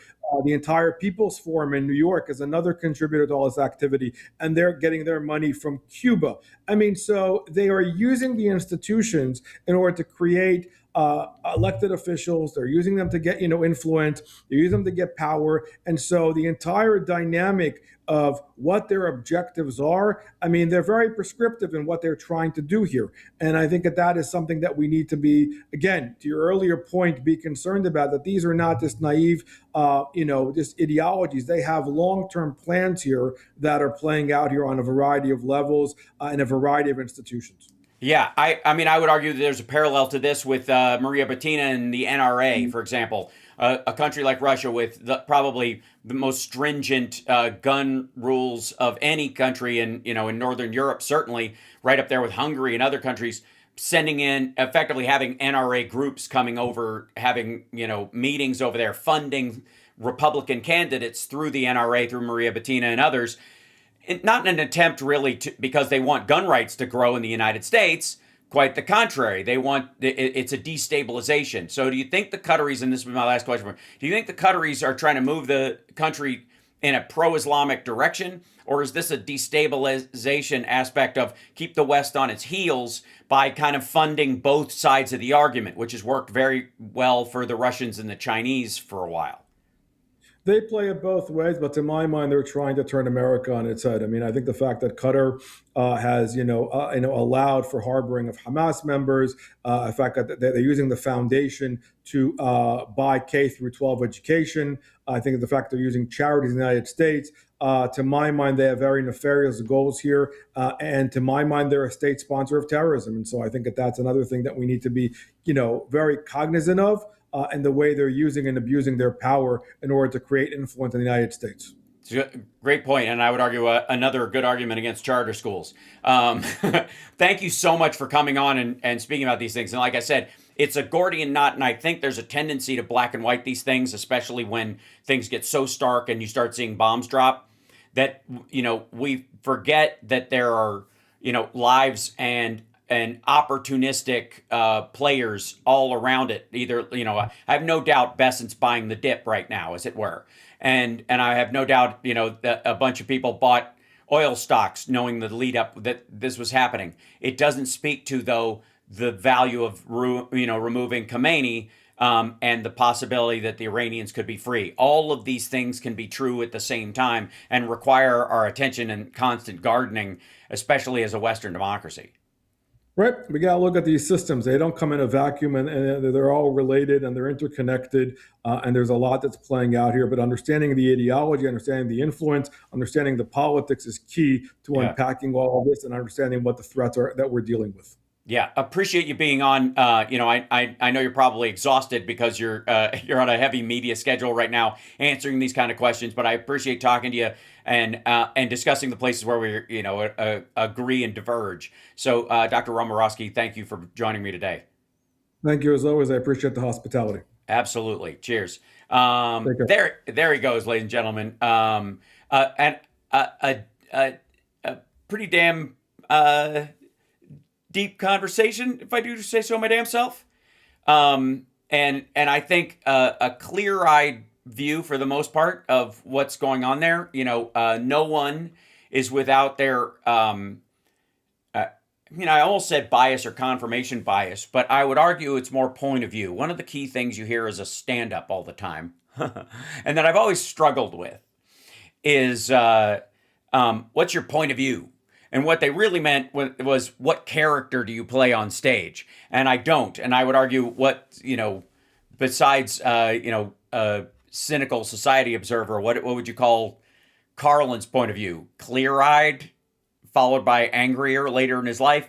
Is there an absurdist point of view based on, intellectual philosophy that would be Steve Martin's stuff? Like, it doesn't work well. In the same way, for where POV does not work for stand-ups, it definitely is a better phrase when we're talking about complex issues like this, because it's not just your attitude or your bias towards one particular outcome, but the amount of and the kind of information you're receiving.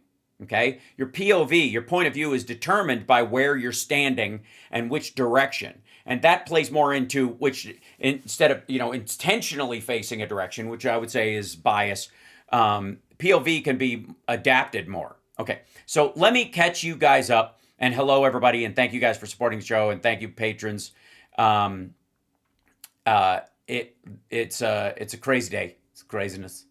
I'm going to catch you up on, I have a briefing memo that I created. Okay, I've been doing a lot of homework. I gotta be honest, I was bleary-eyed this morning before the show. I was literally having a hard time focusing on my screens. My eyes are still kind of exhausted because I woke up so early and I was just tracking stories on my iPad in my dark room so I wouldn't wake up my girlfriend before she has to get up. And so rather than leave the bed and have her wake up and I'm not there because I'm downstairs studying again, I decided to stay in bed and keep reading. And whenever I do that, which is fairly often, I end up getting into this minutia thing where I'm reading articles online that have very small fonts that are very dense. I'm talking to you, ISW. So it's eye fatigue. And it's about like the light in the room and the brightness of the iPad more than it's about, like, because I was like, maybe I need readers. Damn, they don't work. It's literally my eyes get like slightly crossed. Yeah, it's focus. It's eye fatigue. So the struggle is real, but I want you to know I'm doing my goddamn homework, and I try to arrange it in a way that I can, like put this in categorically in a way where we can, break this down. Okay. Currently, continued ongoing strikes. Iran is actively retaliating with missile and drone strikes against Israeli territory, U.S. military bases, and civilian areas in UAE, Qatar, Kuwait, and Bahrain. Oil infrastructure and shipping assets in the region have been impacted. These actions have broadened combat zones and driven escalation in multiple theaters because they hit Oman. One of the reasons they also hit Oman is because Oman is another conduit for oil that bypasses the Strait of Hormuz. It's expensive, but trucking it out of there is easier. It drives the price up, which they don't mind. And Oman gets paid transit fees for all the oil that would go through the Strait of Hormuz, which is easier to take out on boats as it's trucked out over time. So that's one of the other reasons they could be hitting Oman. Iran-backed militias, including Hezbollah, but mainly specifically Hezbollah, fired into Israel again with rockets for the first time they've done it in a little while. And Israeli forces hit counterstrikes into Israel. Iran's strikes have extended to Gulf states airspace, U.S. embassy facilities in some places, including Cyprus, which is British territory, contributing to misidentified engagements that have resulted in friendly fire losses. That's right. The Kuwaitis shot down 3 American jets. Now, all the pilots ejected safely, insofar as we know. 6 pilots, one in the front, one in the back. You've seen Top Gun. They all ejected safely, but they were struck by friendly fire, and Kuwait has promised to coordinate more with us and blah, blah, blah. It's probably also because Hexeth and these dipshits are so slapdash, they're not informing. They think we own the Middle East already. We can fly wherever the fuck we want, right? So that's probably why they got hit. I would say as much as the Kuwaitis misinterpreting something or making a mistake on their own. I would argue that we're not categorically informing our partners in this area, so anyways. Saudi Arabia has formally protested Iranian attacks by summoning the Iranian ambassador and shaking a finger at him. We'll see. And now, the Strait of Hormuz and Karg Island. Now, let me... where's my little graphic? I made a graphic for you guys because that's how much I love you. Where is it? Oh, I think it's on my laptop. I have to spread. No, okay, hold on. I'll download it from here because I made a little. I was doing homework and I made a little graphic of Karg Island that I want to show you. I think it's on my. This is when you know you're working way too much. Okay, here we go. Okay, done. And then we'll go into here and I'll just send it to myself again. I know where to put it. Yes, Karg. Okay. Mm-hmm. One moment, please. Talk amongst yourselves. I love you, and you're doing great. Let's see. Did it go in here? Quit it. Yeah, okay. Now, that sent it. And it should be over here in just one moment. I'll hear a boom in a moment. But Karg Island, let's see. Let's see. Whoops. Beg your pardon. Infographic is funny.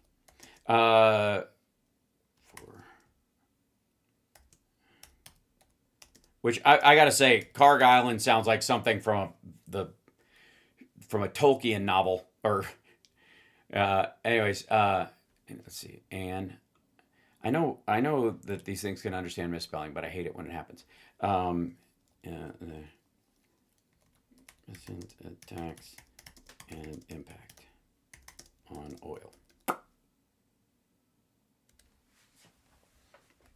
So, somewhere in the order of 30% of Iran's oil is shipped and processed through Karg Island. and Kharg Island has been struck and is effectively shut down. I want to find. I don't know that I have a picture of it that's worth a goddamn. There we go. Yeah, they ran. Find it in here. Quit it. I have so many notes lately, it's fucking stupid. Because this is like, this stuff is, these people are crazy, right? Which I think is the Trump take on it. Dink, dink, dink. Oh, maybe it's in here. Yep.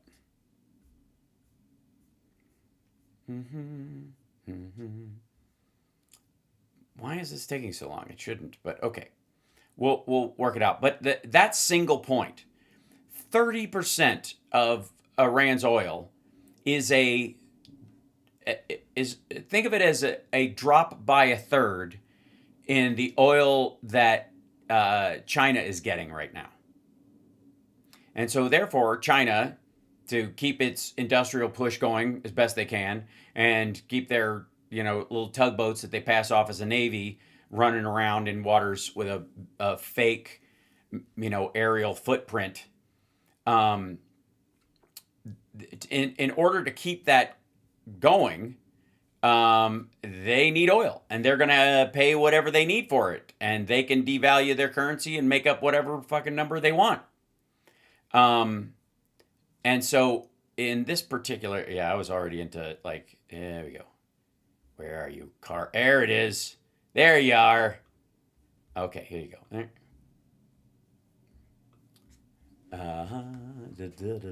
There. Whoops. There we go. Excellent. Shrink this down so I can show it to you guys. Whoop. It's too big. It's so fucking stupid AI looking. It's such slop, but it gets the point across, so I don't care. I thought it was kind of funny. Why are you doing? Yeah, there we go. Okay. There we go. Here we go. Come on, Kharg. There we are. Kharg Island. This is, which sounds like a dude's name. I'm Kharg Island. Nice to meet you. Kharg Island is right there. There's a little place. See that little yellow drop right there? Okay. Here's the Strait of Hormuz down here, which is whatever. 30%, somewhere around, of Iran's oil exports. It plays a crucial role in the global oil market. It has gone from producing 2 million barrels a day to somewhere in the order of 400,000 barrels a day. Still impressive as a turnout, but a huge drop off. Now, even if it's producing them, doesn't mean they're going anywhere. So they can make as many as they want. But I would argue, that's how many they can keep making that they have current storage for if this shit goes on forever, or they can move on land. They can move towards Iran if they need it and use for their own purposes. 400,000 is their baseline amount that they need for a bunch of shit. Military use and civilian, I suppose. To stop rationing or whatever, if they can get back from it. If we don't, if we're not sinking boats going back and forth, which is entirely possible. None of us know, because it ain't our war, kids. Apparently, we're not having a say in it. Our fucking Congress people are just left out in the fucking cold about this whole thing. So, in the interim, the oil output has been slashed by 1.6 million barrels a day. That effectively erases the increase in U.S. oil output into the world market for the last 4 years going forward. Now, boy, I gotta tell you, kids, remember what I said about an oil glut? Still true, even with this shit. So has prices of oil gone up? Yes. Did it shock up to 100? No. Which is what it would have done back in the past. It's at 80, I think, now. We'll take a look in a second. But the idea is it's going to be 200, which is what people are hoping for if they own fucking oil futures, I suppose. Or bought a bunch of oil futures right before this shit started. I see you. It's still not going to have the impact that they think it's going to have, because that, no pun intended, that ship has sailed. It will temporarily have a major impact, but that's it. And if anything, the odd thing, just like when oil started to spike before, what happened on a global scale? What expanded? Electric fucking cars. That's right. And this is yet another reminder to people like, maybe gas isn't the way to go. And if there is a lasting impact on this that drives the price of gas up a bunch, you're going to see a bunch of people buying / trading in their gas cars for hybrids or electric cars fairly quick. Because remember Trump's whole thing about you don't pay interest on a car if it's built in America? We got a bunch of electric cars and hybrids in the U.S. auto market, and a bunch of them are, Toyotas and others are made in the United States. That's right, kids. And in the old days, you'd just be fucked. You know what I mean? The rest of your economy would collapse, and because there'd be nothing else to sell, because everything was predicated on how much diesel you could get, in a truck pulling goods across the country, because that was the use of the oil that you have. But thanks to Obama and the shale revolution, and Biden and his sale and then repurchase at a lower price of the strategic reserves, we kind of got a buffer. Yeah.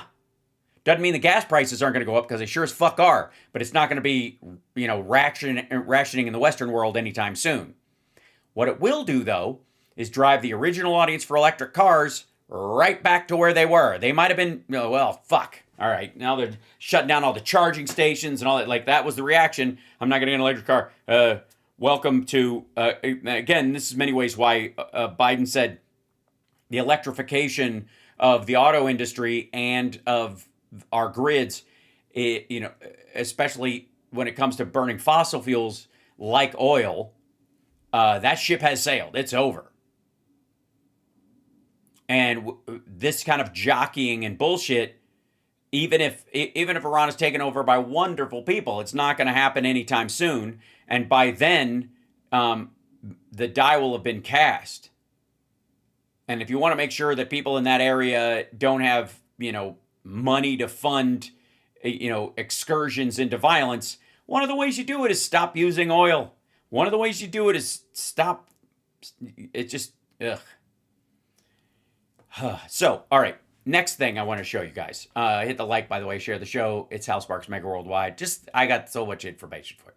So the other thing is that this boils down in so many ways to a fight between Sunni and Shia that we were discussing earlier. And part of this, let's see if I got a better slap deck of this. And this one, yeah, I have a better one. Thank you. This fight between Sunni and Shia, which I gotta say, the fight amongst the Abrahamic religions is effectively a big Jerry Springer episode that we're all living through. And I gotta say, as somebody who's a true American, I don't believe in magic rocks or magic families. I think every family's magic, and I think every rock is sacred. I think every sperm is sacred. It just, some of them are supposed to make babies, and the others are supposed to end up in tissue, I suppose. But that's still a sacred charge, as far as I'm concerned. But I gotcha.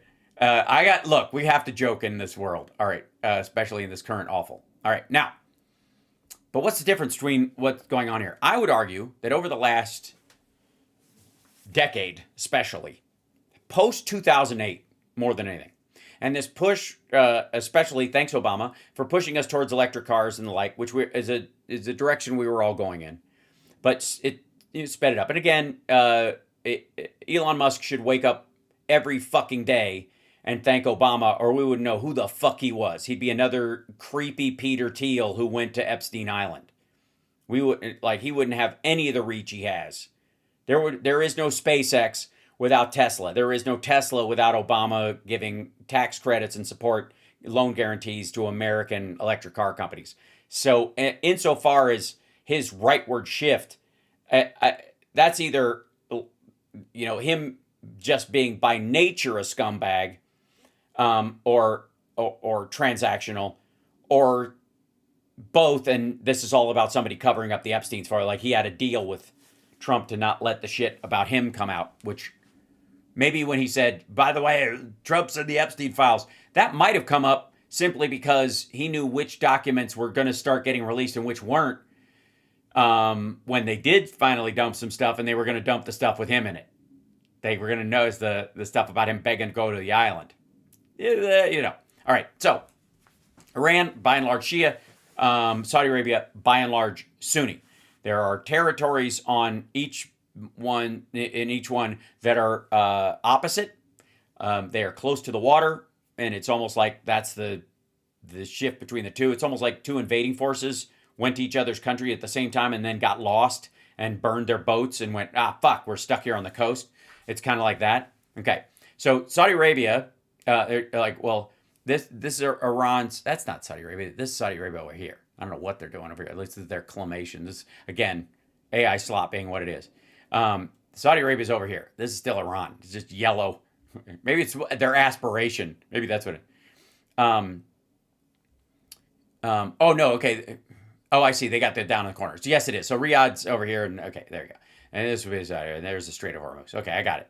Because he didn't write it here, it wrote it down here, and whatever. Anyway, so Iran, Iraq, the rest of Iran. This area of Iran represents the Shia portion, as it were, and then these other areas are tribal, and it's. I think this graphic is kind of breaking out the kind of population size, or whatever.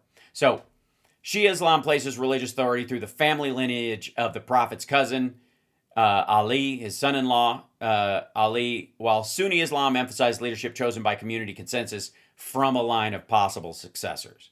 So again, one is like choosing a pope, and the other one is the king's son is the king's son. You get Don Jr. even if he's fucking dumb. Sorry. And that's the rift. And you can understand, I would argue, why the Sunni one is a bit more advanced than the Shia one in terms of stability and function. Because eventually you're going to get a dunderhead. And you can't fight it. If you got to pick from the family, you're eventually, look at what happened to the Brits. You're going to get an inbred about every 8 cycles who chops off all of his wife's heads, right? That's just, shit happens. So, but this is the key part. Saudi Arabia has an economy of about $1.24 trillion. A lot of money. The U.S. economy, $27 trillion. And to your point, then why are we listening to any of these assholes? Excellent point. Largely because they sit on the oil that we need to make our $27 trillion. If we didn't need their oil to do this, they would both have the same size economy, basically. Saudi Arabia's economy will probably drop to Iran's, about the half a trillion dollars, when oil as a commodity dies. They know it. Your wife knows it. Dogs know it. But they are relatively comparable in size. Iran has a much bigger population, 93 million, 35 million in Saudi Arabia. It's 90-95% Shia in Iran and 85 to 90% Sunni, which again, there's a Shia minority there. And I would argue that this also points to a closer, if not on the nose, more allyship to the West than the Shia methodology. It's just naturally going to do that way because it allows at least for 15%. This one does not allow for that. It squeezes everybody out to 5%. So that's the thing. And the majority of the people, though, culturally are Persian. They're not Arabs. And the Arab expansion that brought this particular draft of Islam that's running the place in the late 70s is different both ethnically and culturally than the Persians themselves. And one of the most ironic, and you guys know I brought this up before, one of the more ironic aspects of Iran is that Iran is the root of the word Aryan. There was a lot of parallel overlaps between German ideas of racial superiority and that section of the Middle East, that crossover section, is if you start getting whiter as you start leaving North Africa, and then you at a certain point you cross the Caucasus Mountains, you're pretty white, unless you go to India, in which case you're still a Caucasian, but you're browner than some non-sub-Saharan Africans. Oh, the irony. I would like to remind you, in case you need to be reminded, that skin color is not indication of anyone's worth, nor does anyone in any race carry the burden of the crimes of their ancestors. We are individuals who are born to parents, and we are responsible for ourselves. That's how, and I know that's an unpopular opinion on the internet right now, but I'm sticking with it.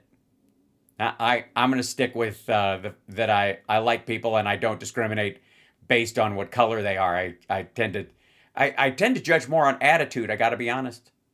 I gotta be honest. I'm a little more of a dick about the. Does this open up? How do I? Let's see, copy this. Or wait, download it. Yeah. As a PDF? Does it let me download it? How does it do it? It's an HTML. Okay, cool. I'll put it in there. Because I have another Karg Island infographic I can show you. If I may. Yeah, there we go. Karg Island, oil under fire. Why is the fucking text so dark? These people are stupid. Karg Island under fire. I made this morning. I mean, I used AI to do it, which is why the text is shit and you can't read it.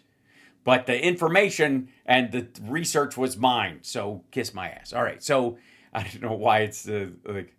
How about this? I'll just go to too dark. Can't read. There we go. I misspelled dark, but he'll get the point.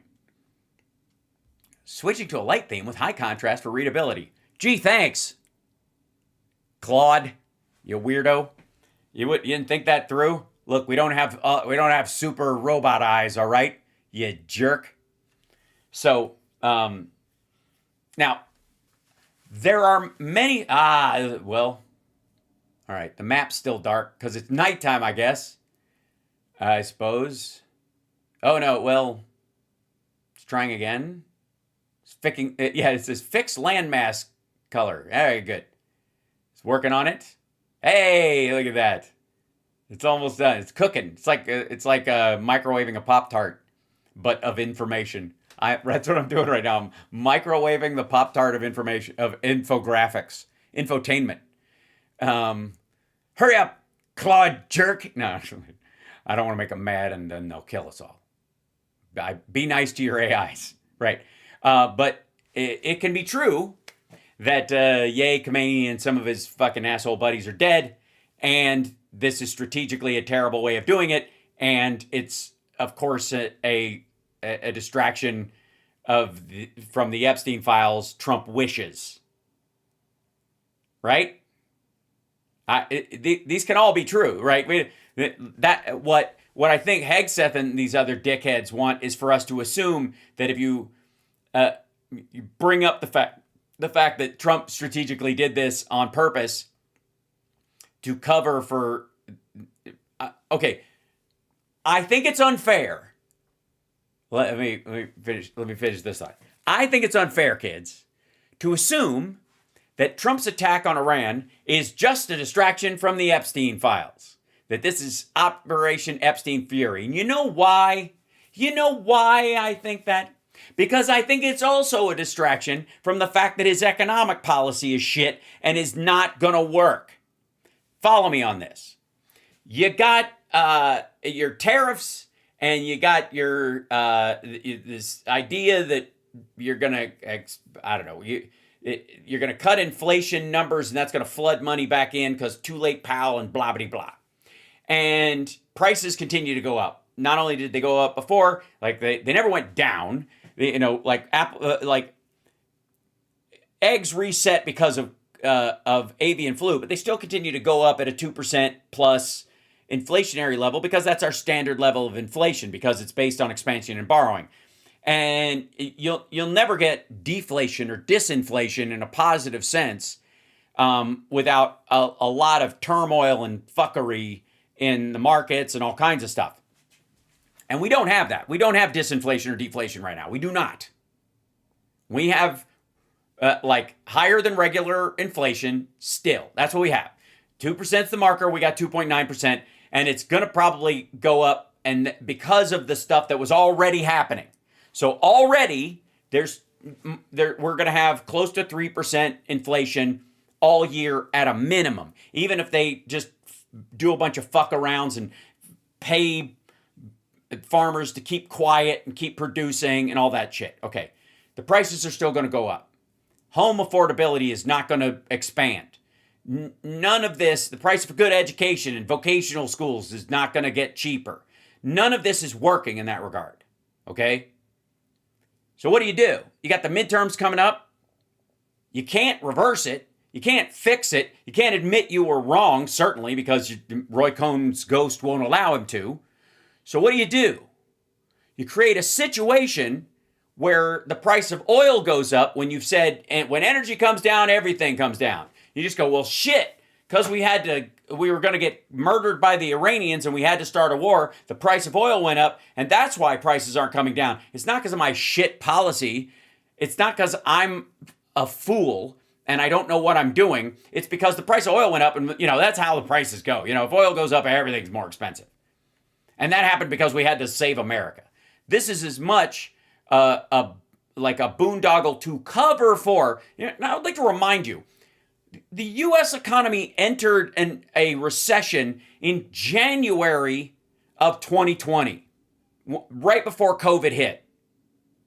The fact that COVID came along did not destroy Donald Trump's chances, even though he ineffectively handled it, and he was dipshit suggesting you put a light bulb up your ass and all kinds of stuff like that, which, by the way, he's talking about like red and blue light at a certain frequency that can kill infections, and that's a real thing, but he's such a dumbass, he doesn't know what the fuck he's talking about, and you certainly can't put it in your lungs because you'll die. It's just stupid. Like, it's like he's microwave your chest is what he was suggesting. It's just stupid. Anyways, point is,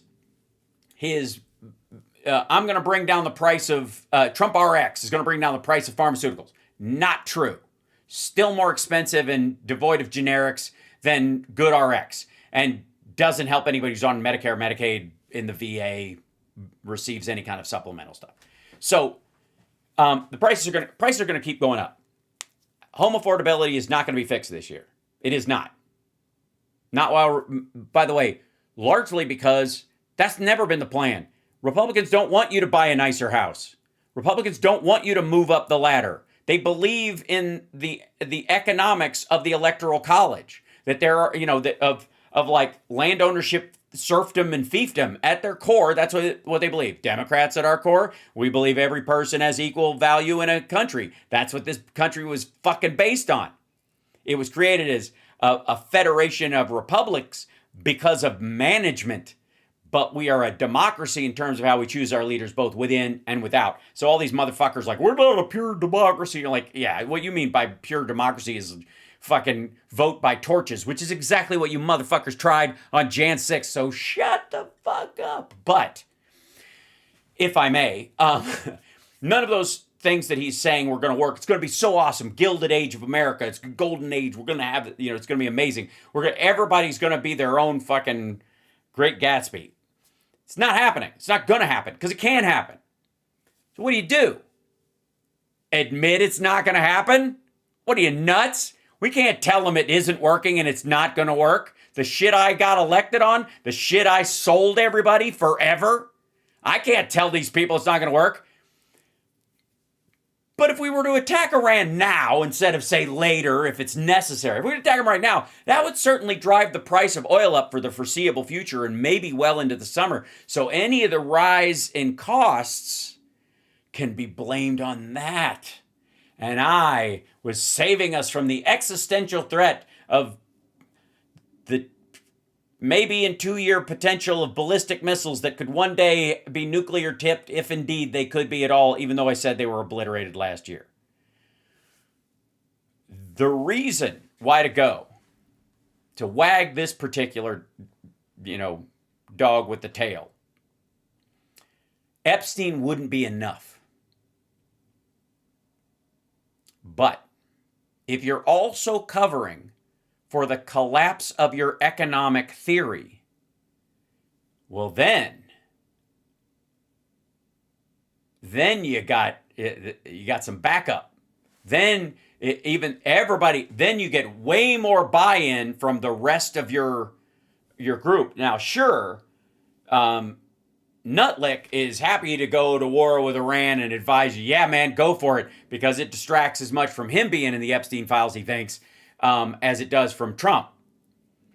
But Bessent isn't in the Epstein files, and that motherfucker needs all the cover he can get for defending policies that he, frankly, knows are doomed to fail. The only reason he's so happy and bullish in his defense is because he's got a structure set up where he can buy the dip and buy against these policies that he knows are going to collapse. He made his first, millions working for George Soros in currency manipulation.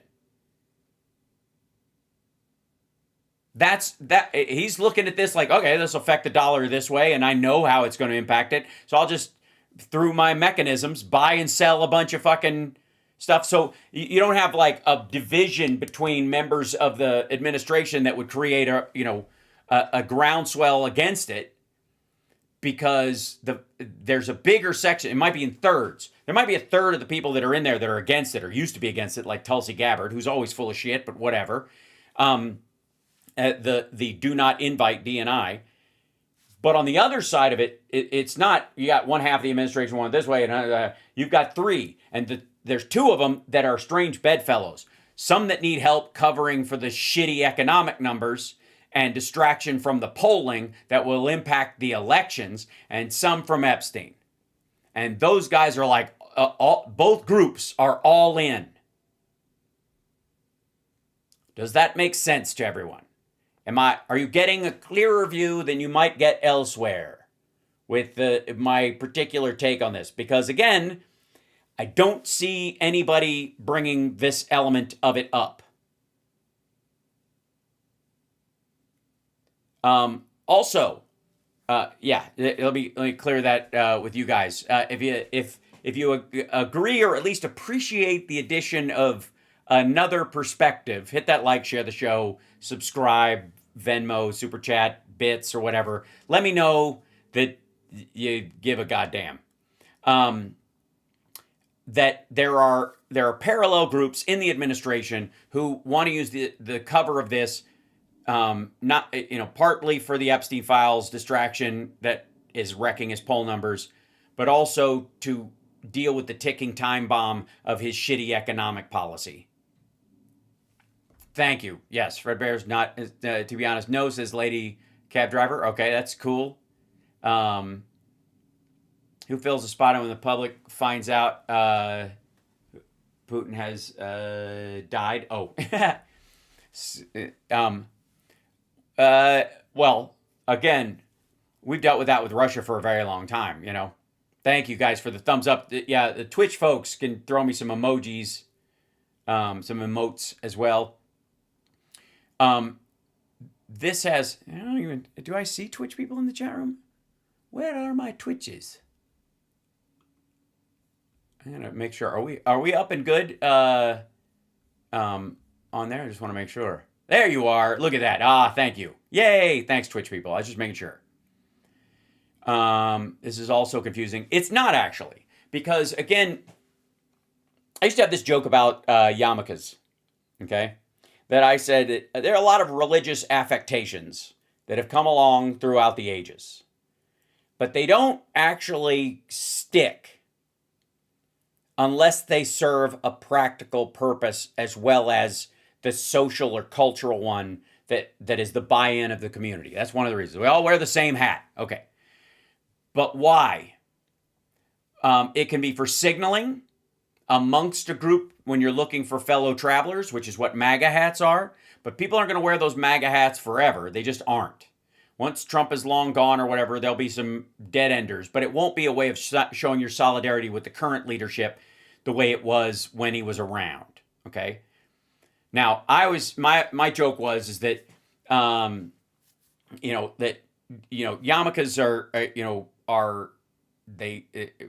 the reason they survived was because they serve a couple of practical purposes beyond the scriptural. The scriptural one is cover your head in the face of God, because apparently God doesn't like to look at the top of your head, but he lives in the sky, so doesn't in the top of head's all he sees. But okay, yes, exactly.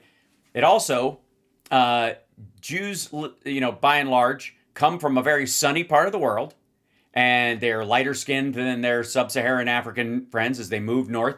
And too much sunlight can give you skin cancer, and Jews tend to bald right here. So cover that shit up. It's also a way of hiding your bald spot. It's a toupee, effectively, that you can get away with wearing because nobody can question it. It serves a bunch. Yes, it serves a bunch of practical purposes that it wouldn't otherwise. Okay. That if they just said, we all wear the hat. I'm like, oh, fuck me. If everybody had to wear Pope hats everywhere they went, they'd be like, Jesus Christ, I can't walk through a goddamn door. It lasts about a week. Right? But these kind of things catch on. Same thing with eating pork. Pork, if it's not properly, you can cook most hooved meats, rare. You can eat, obviously, beef and cattle, rare. You can eat camel meat, rare. You can even eat horse meat, rare, if that's what comes from your area. But you can't eat rare pork. You have to cook it all the way through, or you'll get trichinosis and die. So at one point, they were like, I don't understand it. We cook it just like we cook the other stuff, and it fucking kills us. That's bad. Like, right? It's very simple. Now you can, now you know how to just cook the shit out of it. That's how it has to be cooked. And a pork chop will save your life, I think is what Chris Rock famously said, right? So that's, these things become practical. You can argue that Fish on Friday was a way for the Catholic Church, which was largely around a Mediterranean area at its root.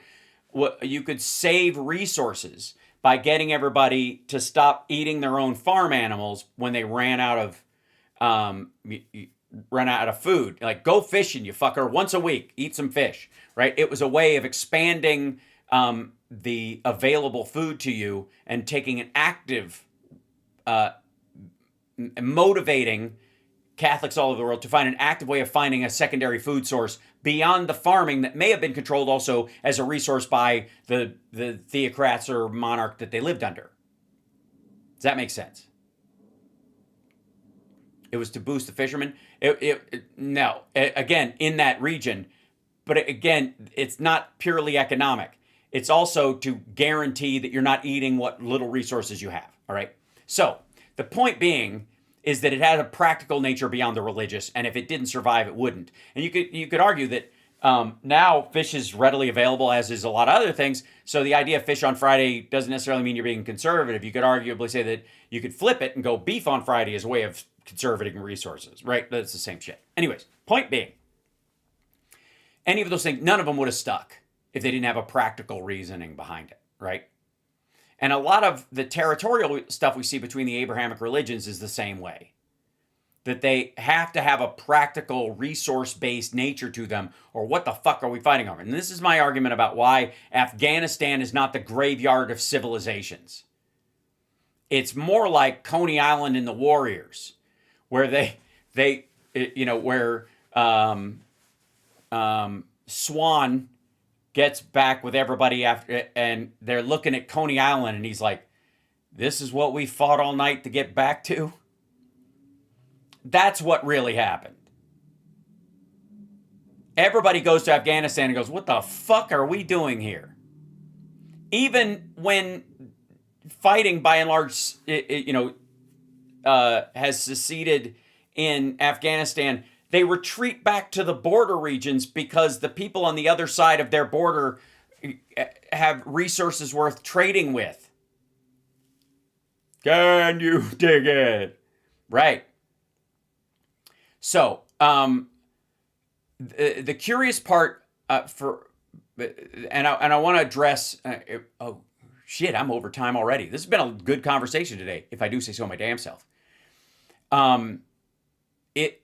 I think the thing to keep track of, because I'm not going to do the points in the back and forth, and you'll see plenty of the sportsification of this on the news all day. But what I want to just give you an extra thing to think about. One is that Trump is as much covering for his shitty economic policy as he is the Epstein files.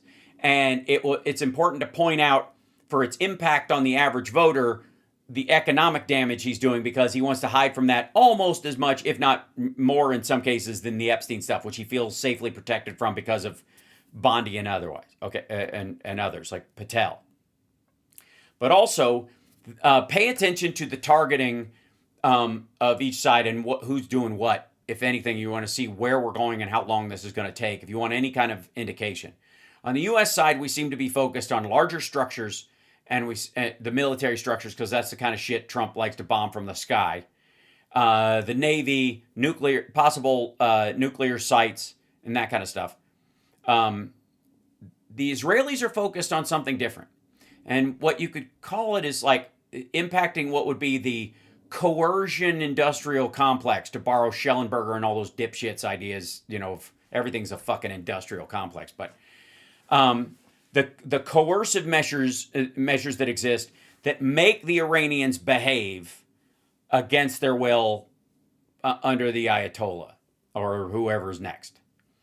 The police structures, and then the IRGC and these kind of cultural police offices that they have, and buildings and coordinating facilities and armories and shit like that are related to that stuff.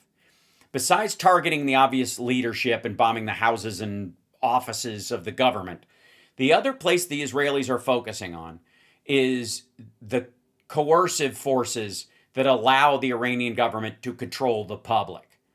And if you're going to watch for if there's a chance that this turns into anything other than a quagmire, it will be the success of that move. Just trying to, give you a little, like, I'm not giving you flags to wave. I'm giving you information to take in with every other thing that's being filtered to you. I want to give you another possible way of thinking about some of these things and some other information, and that, if that's cool. I'm, by the way, I'd like to say for the record, fuck Tucker Carlson, and I am not just here to ask questions. I'm a thinking man. I educate myself for the purpose of expressing opinions, ideas, and theories based on fucking something, not couching them in loaded questions and hoping that I can be racist by inference. Which is what he is. Which is what a lot of those assholes are. No. I'm not just offering opinions here. I'm also offering theories here. And it doesn't mean they have to be right. Theories need to be tested. But when I see a gap in how people are getting stuff explained to them, I feel the need to check out why that might be. And I don't think it's some giant conspiracy. I don't think there's like big media has somehow got the line that we're going to yellow cake our way into. I don't think it works that way at all. I think there are a lot of people who are stuck in status quo, mixed with people who have their own bias, and this fucking ping pong sportscaster way that we have to handle our news, because it's got to stay on 24/7. That's more at fault than some sort of like, and then we'll tell them this, as Anna Kasparian would like to say with her fucking anti-Semitic little hand gestures.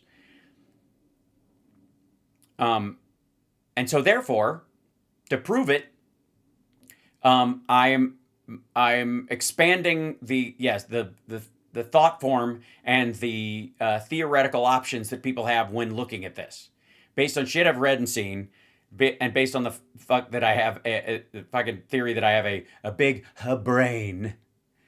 But that would be that's how I add value. The idea that I'm sorry, I guess I've been watching too many fucking Tucker Carlson clips and shit like that in prep for the afternoon show today, um, uh, because of like the split that's going on between them. But this, I'm increasingly disgusted with this just asking questions horseshit, that has been taken from real journalists and laid over. Anna's not an anti-Semite. No, she's a bigot. I agree. It's deeper than that. The the I'm increasingly disgusted by what I would say is a tactic where Tucker and people like him bring on someone that will spout whatever thing he wants to say himself. And then he asks them the question that leads them into saying what he brought them on to say. And then he says, of course, or laughs at anybody who dare question what they just said. That is exactly the setup. That is exactly the setup. And it's not a conspiracy. It's a mechanic. It's a tactic. It's not even a behind the scenes kind of a thing. It's simply how he flim-flams. And he's not alone. And I would say beware of anyone who brings on people to say vicious, vile, derogatory, racist, bigoted, shitty stuff and then nods through it as if they're not a participant in the conversation.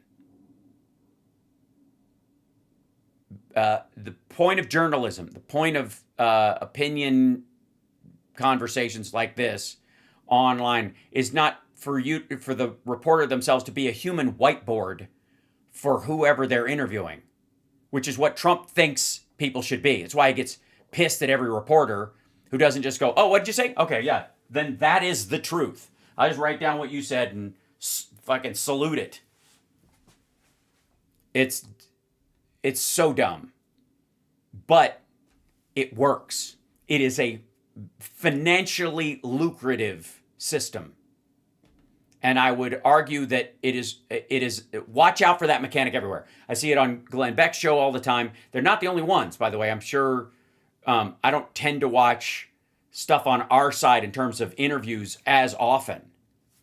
But Chad is asking you to have Anna and to have that conversation. Yeah, I'll have it on. I'll talk to Anna about it. I mean, my biggest problem with her is TYT is an election suppression device, because that's the impact that she has. But yeah, sure. Yeah, So I doubt it'll happen, because remember, I'm one of the Hal Sparkses of the world, apparently. So that's the issue. The irony. Well, I suppose the other thing I would ask her is all the things that are sort of on balance that she's saying that look like a shift to the right to a lot of people, which are really a shift to, dear God, the middle, even center right in her case, but still closer to the mainstream status quo reality-based environment, without admitting that she's done that or apologizing to all the people she shit on her own side of the aisle. She'll apologize to the people on the right left for castigating them, right? But she won't do it on our side. Just saying. Yes, I am. And that's the thing. I don't do this show as a member of some sort of bigger media group. I don't. These are my opinions and my theories, period. And I stand by them. And if I am wrong, I will correct them based on reality, not on the tide of people that I might be up against. And I would argue that there's a lyric in one of my songs that is basically, just because I'm alone in this doesn't mean I'm wrong. Oh yeah, that's true, Cosmic Rose. As a matter of fact, let's see, where do I have that one around? Wait, hold 1 second.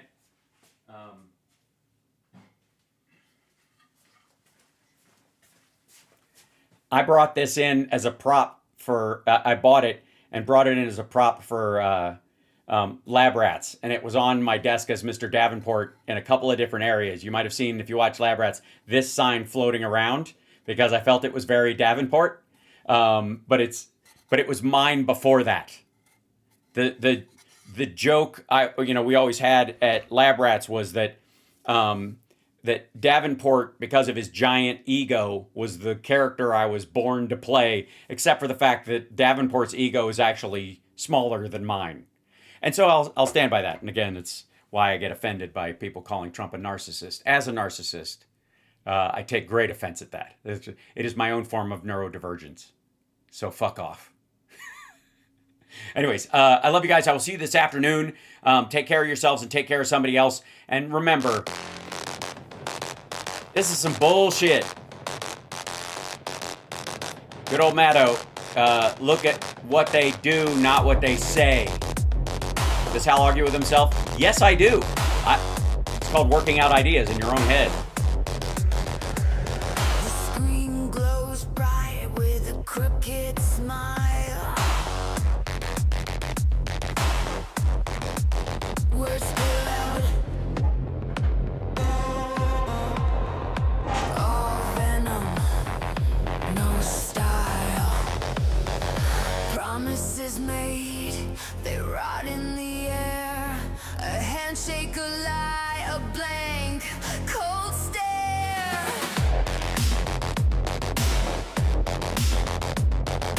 Puppets dance, the strings are tight.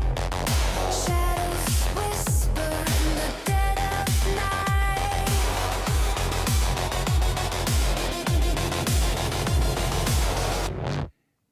This is some bullshit. We see through it. This is some bullshit. Can't undo it. Say it loud. We won't quit. This is some bullshit.